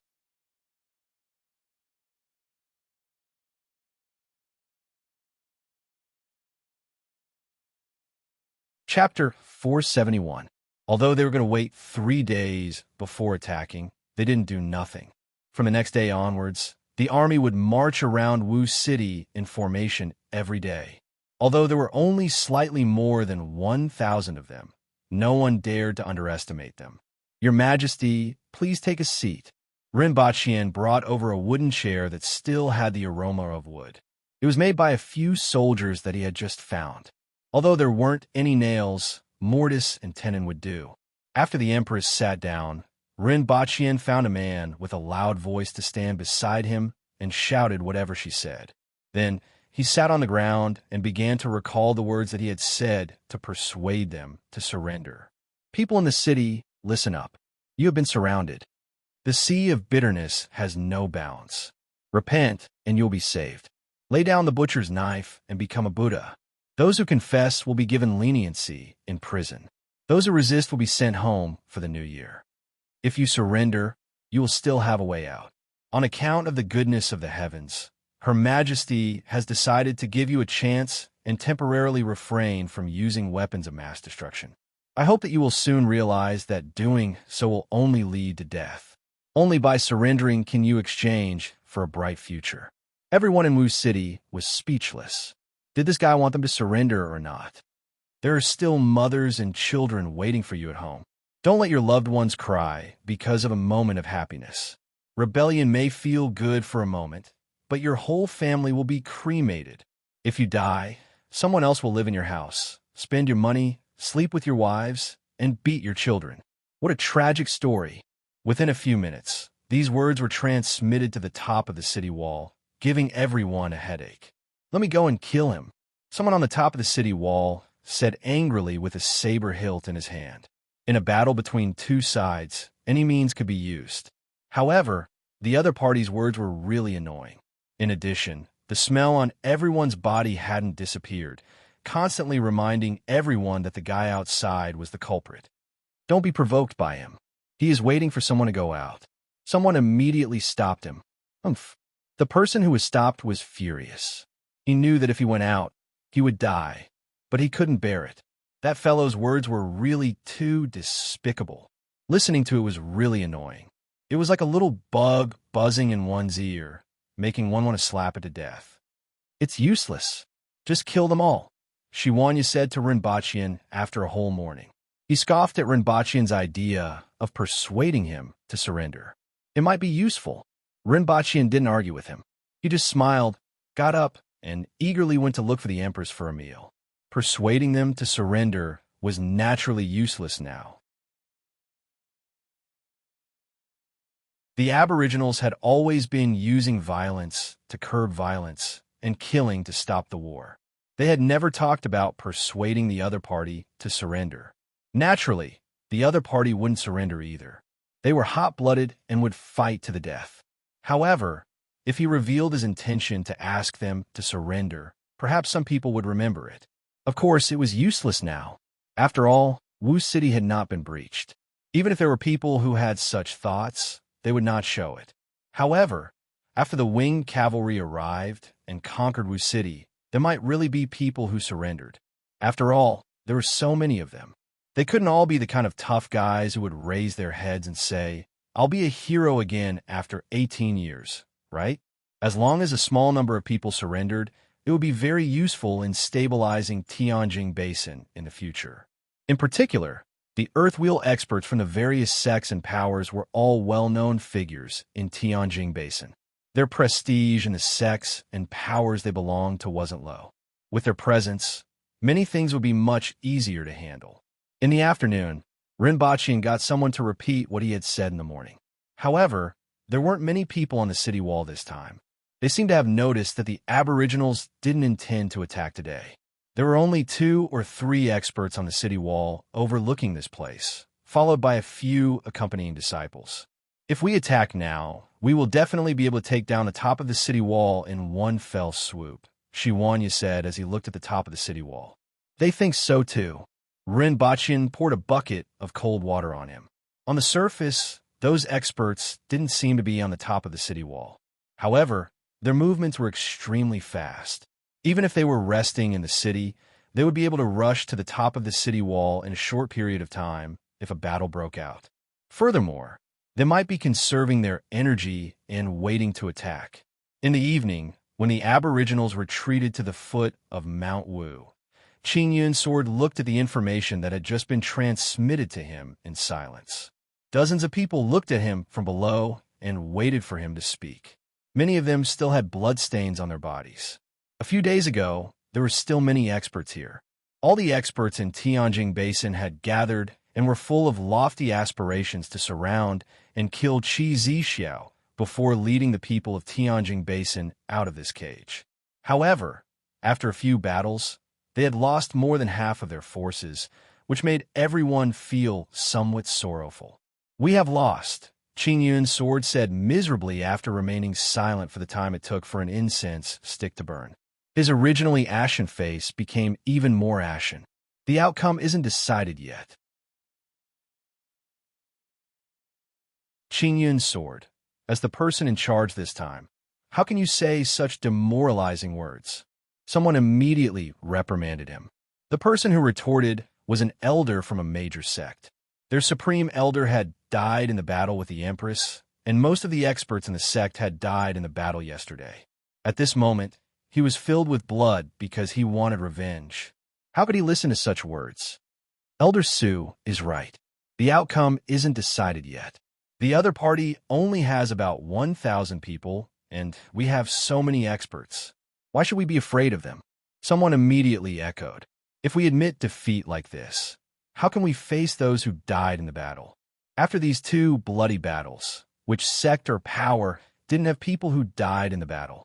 Their close friends had died in the battle, and they had the ambition to break out of this cage for decades. How could they admit defeat so easily? Qin Yun's sword closed his eyes in silence and placed the slip of paper on the table beside him. Immediately, someone went forward to pick it up. After taking a look, his face immediately changed, and he passed it to the next person. "The winged cavalry are here." A voice full of despair immediately silenced the hall. There were two kinds of armies in the world, the Aboriginals and the other armies. The Aboriginals had two kinds of armies, the winged cavalry and the other armies.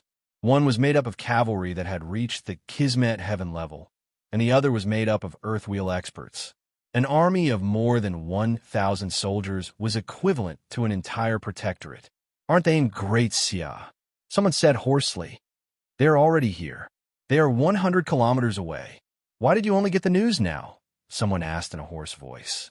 The entire residence of the warlord of Longzhou City is dead, and the entire city is under the control of the Protectorate of the South. The news came from Pingling City. They should be 150 kilometers away now and will arrive tomorrow, Qin Yun's sword said with his eyes closed. Withdraw from Wu City and return to your sections.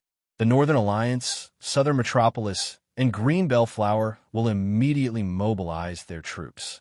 All the sects will bring their disciples to join the army, someone immediately said. Previously, their objective was to surround and kill Qi Zixiao. After her death, Dayo was without a leader, and there were strong enemies outside. Although Tianjing Basin would receive revenge, it was just the Protectorate of the South. Even if Dayo wanted to mobilize more troops, they were powerless. In fact, if a war broke out between multiple parties, Dayo would collapse in one fell swoop. At this point, it was obvious that they had already failed. In that case, they could only mobilize their troops immediately and fight the Aboriginals. As soon as he said this, everyone immediately responded, and the hall immediately became noisy. After all, the winged cavalry was about to arrive. If they continued to defend Wu City, they would be courting death. The final outcome would be to perish together with the city. If they mobilized their troops now, they still had a chance. Let's do it this way, Qin Yun's sword said with his eyes closed. Principal Run, an old friend is here to see you. Please come out for a chat. A clear voice came from afar.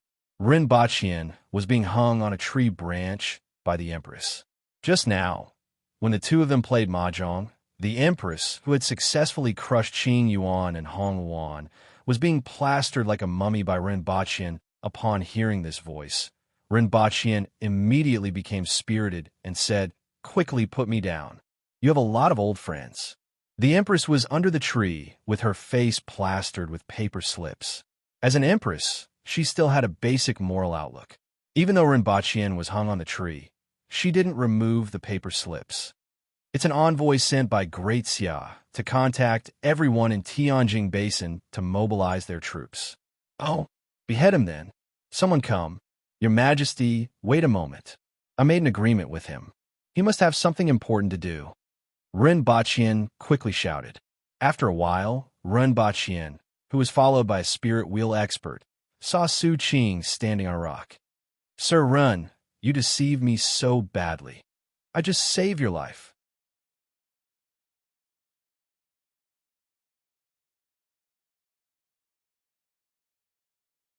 Chapter 472. Just as Su Qing had said, he didn't want to see Dayo sink into the quagmire of Tianjing Basin. Under the pincer attack from all sides, Dayo was likely to collapse. It would only benefit him if Great Xia suffered another crushing defeat. Therefore, after everyone left the city, he found an opportunity to see Ren Baqian. Ren Baqian gave him a thumbs up after hearing this. Even though he, the spy, had left, there was still a snitch. These people from Tianjing Basin didn't die unjustly. Su Qing smiled modestly at Ren Baqian's gesture of praise. I definitely won't forget about our agreement. Ren Baqian cupped his hands and hurriedly went to look for the Empress. In just a few moments, the soldiers of the Protectorate of the South were ready to set off. Ren Baqian muttered to himself for a while and said, "If you can capture them alive, bring them back alive. Of course, your own safety is the most important." Shi Wanya looked at the Empress, who nodded and said, "Do as he says." Understood. Shi Wanya cupped his fists at the Empress, led everyone on their mounts, and set off under the cover of night. The thunderous hoofbeats alarmed the birds and beasts in the distance, and for a moment, the roars of the beasts lingered in the air. There were winged cavalry warriors rushing over from the north of Wu City, and Mount Wu was in the west. Most people dispersed towards the south and east before returning to their sects via other routes. Shi Wanya's 1,000 cavalrymen headed straight for the south. As for how many people he could catch, that would depend on his luck. After all, those Earthwheel experts weren't weaklings. They could hear the hoofbeats of the cavalry from afar and find a place to hide. Therefore, Shi Wanya and his group headed straight to the south this time.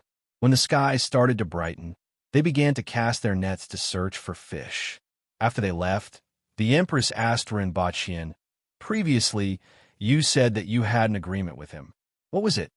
Rinpoche told him about the agreement he had with Su Qing.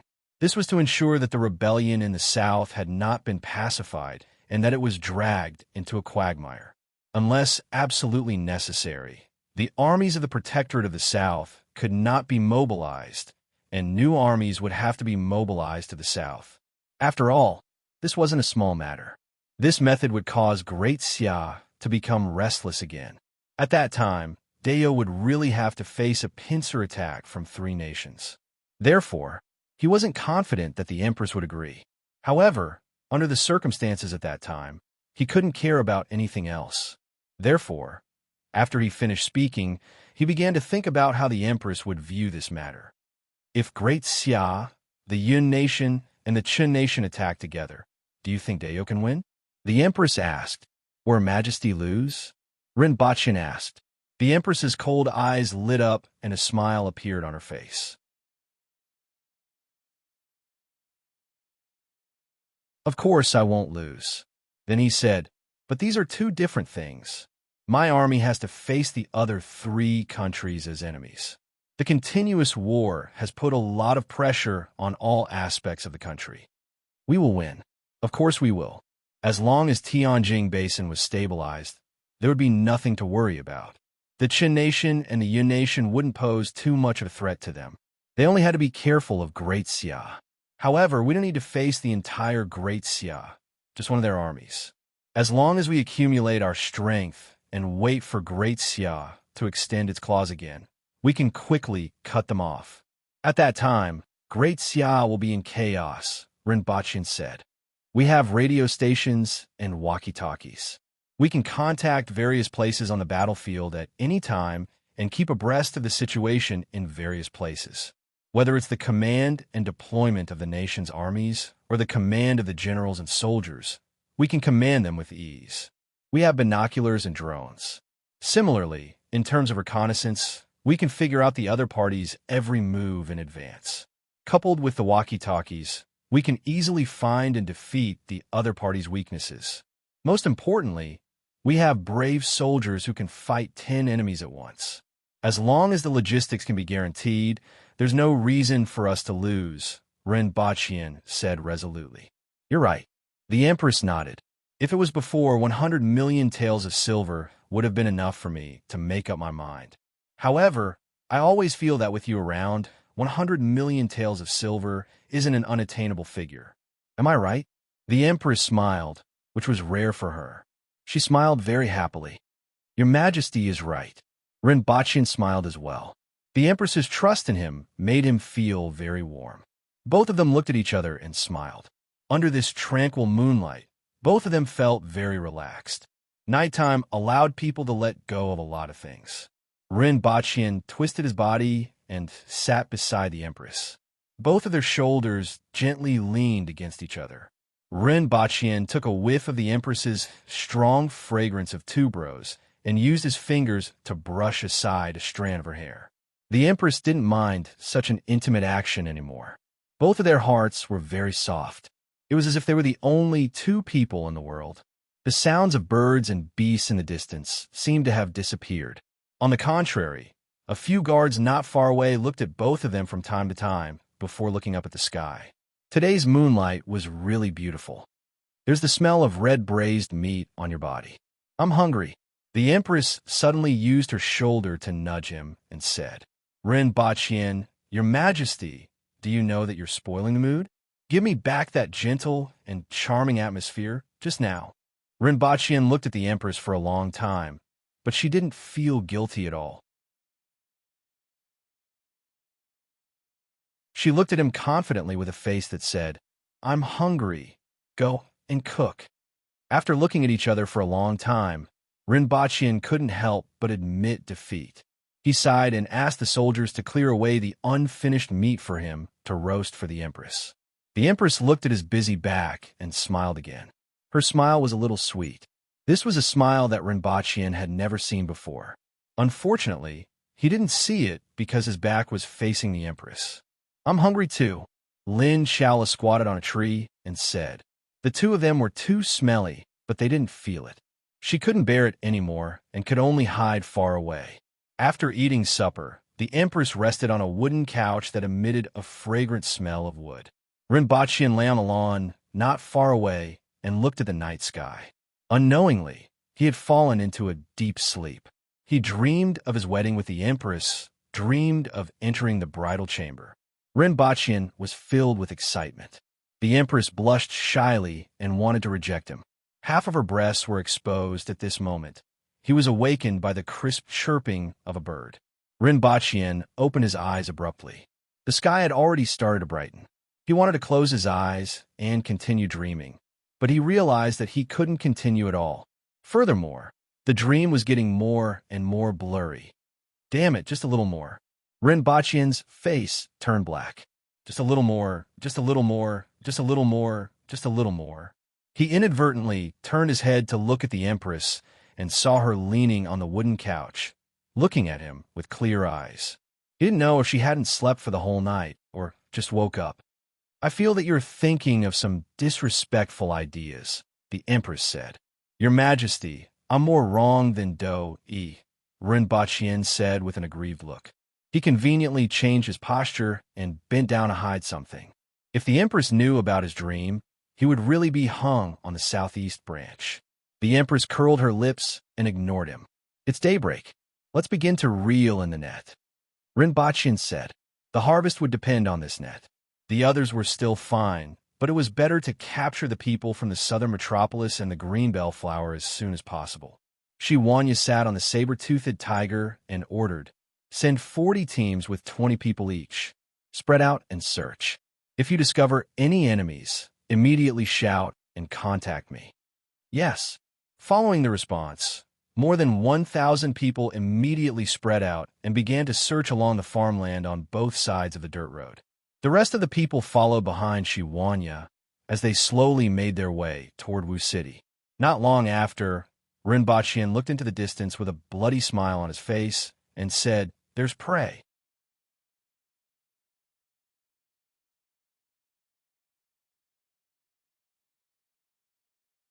Chapter 473. Early in the morning, Rinpochian sat in front of the bonfire and used the left and right in-turf fighting technique to roast 2 jumping goats. These goats were very small in size, but their movements were very fast. Furthermore, their hooves could even break the skulls of ferocious beasts and were considered to be relatively rare prey. For the past 2 days, the ordinary soldiers had been eating baby ests. Baby ests could be seen everywhere in groups. They had the appearance of rabbits, but the habits of wolves. They didn't taste good, and their meat was a little astringent. In ancient times, there were some generals who loved their soldiers and would eat and live together with them. However, Rinpochian wasn't a general, and neither was the Empress. Naturally, he wouldn't let himself suffer. A thin and slightly hunchbacked old man in a green robe slowly walked over from afar. The old man's hair was completely white, and his body emitted a withering aura. His movements were not fast, as if he was walking on the verge of death. When the students and dozens of soldiers who were preparing breakfast noticed them, they immediately became vigilant. "They're enemies." The soldiers drew their weapons. "This old man is not here to fight. I merely wish to chat a little," said the old man. "Shurgan." Rinpochian gestured for Shurgan to come over and take the breakfast that was being roasted. He wiped the dust off his hands, nodded to the Empress, and walked over to the old man. Qingyin's sword. Rinpochian didn't expect him to actually come over. Furthermore, he came alone and wanted to have chat with him. However, he could guess what the other party wanted to ask. Rinpochian stopped tens of meters away from Qingyin's sword and looked at him. His complexion was completely different from when they first met. Back then, although his hair was also white, and one could roughly tell his age, his complexion was extremely good. After all, even if a spirit wheel expert was 100 years old, it wouldn't be a problem for him to live for another 30 to 50 years. Furthermore, he would only rapidly deteriorate 1 year before his death. But at this moment, his body was withered, and he seemed to have aged more than 20 years. You didn't expect this, did you? Qin Yun's sword asked. Rinpoche nodded honestly. He really didn't expect this. I didn't expect that either, Qin Yun's sword said bleakly. Indeed, he didn't expect Rinpoche to be a spy. He also didn't expect the envoy from Great Xia to collude with Rinpoche and report to him. When he heard the news, he was at a loss for a long time. He didn't know what was going on in this world. What support? What uprising? It all sounded like a joke. The things that happened between countries and in the imperial court were not something that people of the Jianghu, like them, could understand. They were just hot-blooded people, but they were like fools, doing things that many people thought were very stupid. Qin Yun's sword stood there for a long time, then spoke again. I want to ask you something. Tell me the truth. They all call me an honest and adorable husband. Rinpoche replied sincerely. Qin Yun's sword looked at him deeply. Honest and adorable. Honest and adorable. He had been deceived by this person. If we lose, how will you treat the people here? Qin Yun's sword asked slowly. This was his goal for coming here. This matter was too big. They were trying to kill the Empress. If he succeeded, as long as he could fend off the vengeance of the Protectorate of the South, he would be able to counterattack. However, if they failed, then with the habits of the Aboriginals, the only thing they would do would be to roll their heads. The people of Tianjin Basin were like lambs waiting to be slaughtered. Therefore, he came here to try to persuade Rinpoche to let those innocent people go. This was the only thing he could do after everything he had planned failed, due to a blind impulse. Victory. He still had this idea before, but it was gone now. Even the emissary of Great Xia and the Aboriginals were colluding. He didn't know if what he and his people were doing was a farce in the eyes of others. Su Qing's betrayal was a huge blow to him. As I said, you guys are too anxious. Rinpoche said as he looked around, found a rock, and sat down. That's why I'm here. In fact, you guys and the Aboriginals aren't irreconcilable enemies. It's not that this world can't accommodate two races living together. Of course, the Aboriginals don't have enough brains, so there hasn't been a good arrangement for you guys all these years. Of course, you guys, those who survived 70 years ago, aren't at ease. Over the decades, the relationship between the two parties has worsened. In fact, it's precisely because the Aboriginals don't have enough brains that you guys can actually do a lot of things. Economy, culture, scientific research, and many other aspects. You guys can play a considerable role in many aspects. You guys complement each other. The Aboriginals have martial arts, but no brains. You guys don't have martial arts or brains, but your brains are still a little better than the Aboriginals. In the distance, the Empress picked up a stone and flew toward them. Qin Yun's sword caught it, looked in the Empress's direction, and said to Rinpoche, "Your position in the Aboriginals is higher than I thought." If it was someone else who directly criticized the Aboriginals' brains in front of Qi Zixiao, they would probably have been buried by now.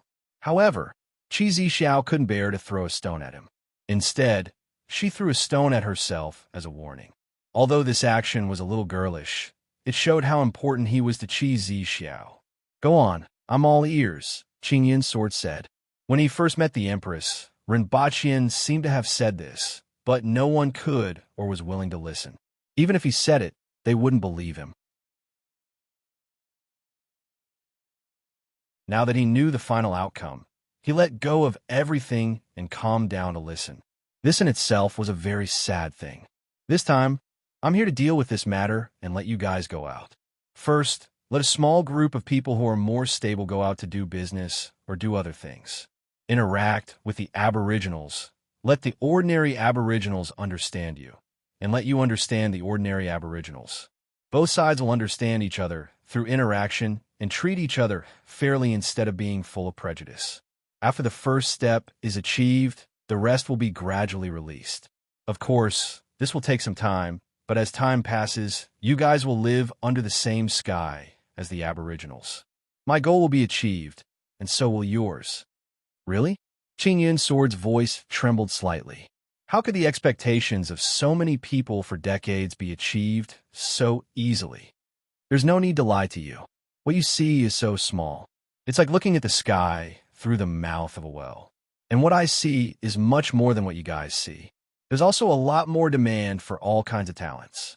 In the future, Dayo will no longer be a country that is useless except for war. Instead, its economy, culture, and education will be far superior to this era. It will be the center of this world. I need talents, a lot of talents in education, economics, scientific research, planning, and manufacturing. Only a lot of talents can achieve the vision that Her Majesty and I have. Even in Tianjin Basin, I will make education universal so that every child can go to school and become the talents that I need.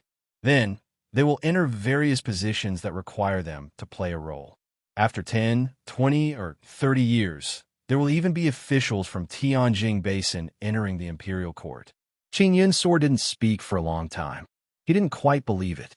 If the Aboriginals and the people of Tianjin Basin could live peacefully under the same sky, it might really be achieved in a few decades if it was really as Rinpoche said. He found it hard to believe that the children of Tianjin Basin could go to school and learn knowledge. This was something that had never happened in previous dynasties. Even with the wealth of Great Xia, it was still impossible to achieve. As for the other things, he didn't understand at all. It sounded like the person in front of him, and Qi Zixiao had a huge plan that included many aspects. However, he didn't know or imagine what this plan was. Make Dayo the center of this world? These words seemed to be sleep-talking. However, looking at the other party's high-spirited appearance, it seemed that this was really his plan. The most important thing was that he was relieved. It seemed that the other party really didn't intend to kill them all. In that case, there was no need to say those words that he had previously thought of.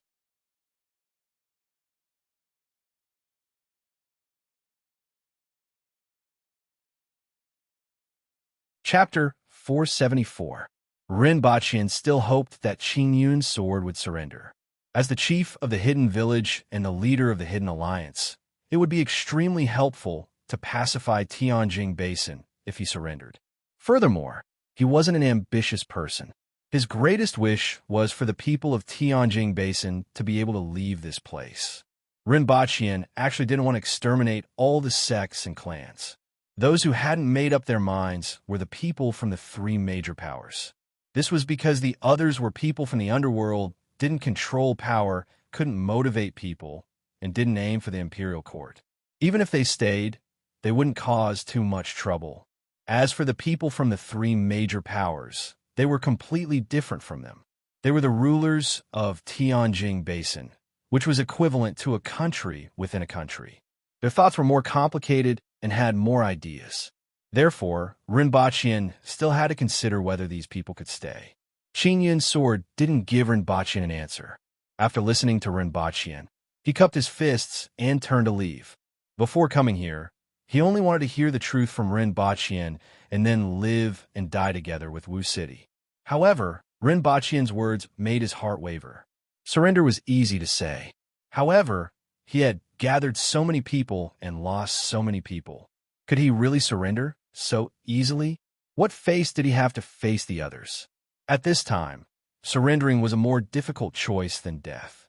It was easy to die. Once he died, he could leave a good reputation that would be spread among the people of Tianjin Basin and even be written down. However, if he surrendered, he would have to bear countless curses and his reputation would be ruined. He wouldn't have the face to meet others after death, just to see the future that Rinpoche spoke of. He couldn't decide between these two choices. Seeing that Qin Yun's sword had gone far away, Rinpoche shook his head, turned around, and took the roasted jumping goat from Shurgan. After eating breakfast, Rinpoche thought for a while and asked Shurgan and Lin Xiaola to wait near Wu City to prevent the winged cavalry from arriving early and massacring the entire city. Shurgan was quite talented. At such a young age, he was already at the Kismet heaven level, which was equivalent to an earth wheel expert. He was also quick-witted. If there were other spirit wheel experts in Wu City who could slap him to death, it would be too unjust. As for Lin Xiaola, if she were to go alone, she would probably wake up to find that the rocket developed by Dayo had already flown out of the planet. After sending the two of them out, Ren Baqian recalled his previous question. He turned around and asked the Empress, "Your Majesty, what is the name of our planet?" The Empress looked at him in a daze. "Look, our country and the world are all on a planet called Earth. What about here?" The Empress pondered deeply and said, "Dayo Ball." Ren Baqian's face was filled with question marks. "Your Majesty, can you please be more attentive? Why don't we call it 8,000 balls?" After Ren Baqian finished speaking, he looked at the Empress's face and immediately changed his mind. 8 purple balls? Hey, Your Majesty, I suddenly thought of a suitable name. Let's call it Zhixiao Star. The Empress's gloomy face immediately brightened up. This is it. It felt good to have a planet named after her. What if the planet is square? The Empress raised a very serious question. Ren Baqian pondered for a long time. Would Fang's planet appear? It wouldn't be a planet then. It would be Minecraft. This question was a little difficult for someone who used to be a bad student like him. Also, there's a star in the sky that belongs to me. Wouldn't that be the same name? The Empress still remembered that everyone corresponded to a star. Although this was just a beautiful story, she treated it as true. Zhixiao Star and Zhixiao Ball. Pow! Zhixiao Heavenly Star and Zhixiao Earth Star. Very much to my liking. The Empress's gloomy face brightened up again. Your Majesty, do you think there are other continents outside of this one? After we conquer the Yun Nation, we will build a ship and send people out to see how big this world is. Ren Baqian said nonchalantly with his swollen hands. Okay, the two of them imagined the original appearance of this world for a while. In the afternoon, they heard the sound of hooves and stirring up dust in the distance. Nearly 1,000 riders rushed over from afar and stopped in unison. They got off their mounts, cupped their fists, and said, "Greetings, Your Majesty." Although there were only 1,000 riders, their momentum was comparable to that of an army. Every rider exuded a valiant, powerful, and bloody aura from the soles of their feet to the top of their heads. The Empress stood up and looked at the warriors in front of her, whose leather armor was covered with various scars. It was these people who had gone deep into Great Xia when Ren Baqian went there. During the war with Great Xia, these people acted as the blade and entered Great Xia again after the war. After returning to Dayo, they rushed here without stopping. Out of the 1,500 people, only about 900 were left. The Empress's gaze swept across everyone's faces before saying faintly, "Take a rest first." "Yes, Your Majesty." The Empress called for the captain of the winged cavalry to inquire about the situation in Great Xia. The captain of the winged cavalry was a burly man with a big beard. His name was Gong Zheng, and they were familiar with each other when they were in the north. Ren Baqian heard an interesting story. Li Qianxiu actually kidnapped a few so-called scholars in Dayo and brought their families back under their bitter pleas. Commandant Gong, where are those people? Ren Baqian was very interested in these scholars. He didn't have the prejudice that the aboriginals had against people from other countries. After all, Earth was a global village, and he could see people everywhere. Principal Run, I don't know about this. Oh, Ren Baqian nodded. It seemed like he had to go back and ask Li Qianxiu. Fortunately, he had sent Shurgan over in advance. Otherwise, Wu City would have been filled with people by now. It wasn't until late at night that Shi Wanya returned with his army. Among them were dozens of half-dead captives who were covered in blood. These captives were thrown down from their mounts. When they realized that there was another army besides the Protectorate of the South, the Winged Cavalry, their faces were filled with despair. The Winged Cavalry had indeed arrived. Your Majesty, the other party has spirit wheel experts, and we only managed to capture 23 people, Shi Wanya reported as he strode to the Empress.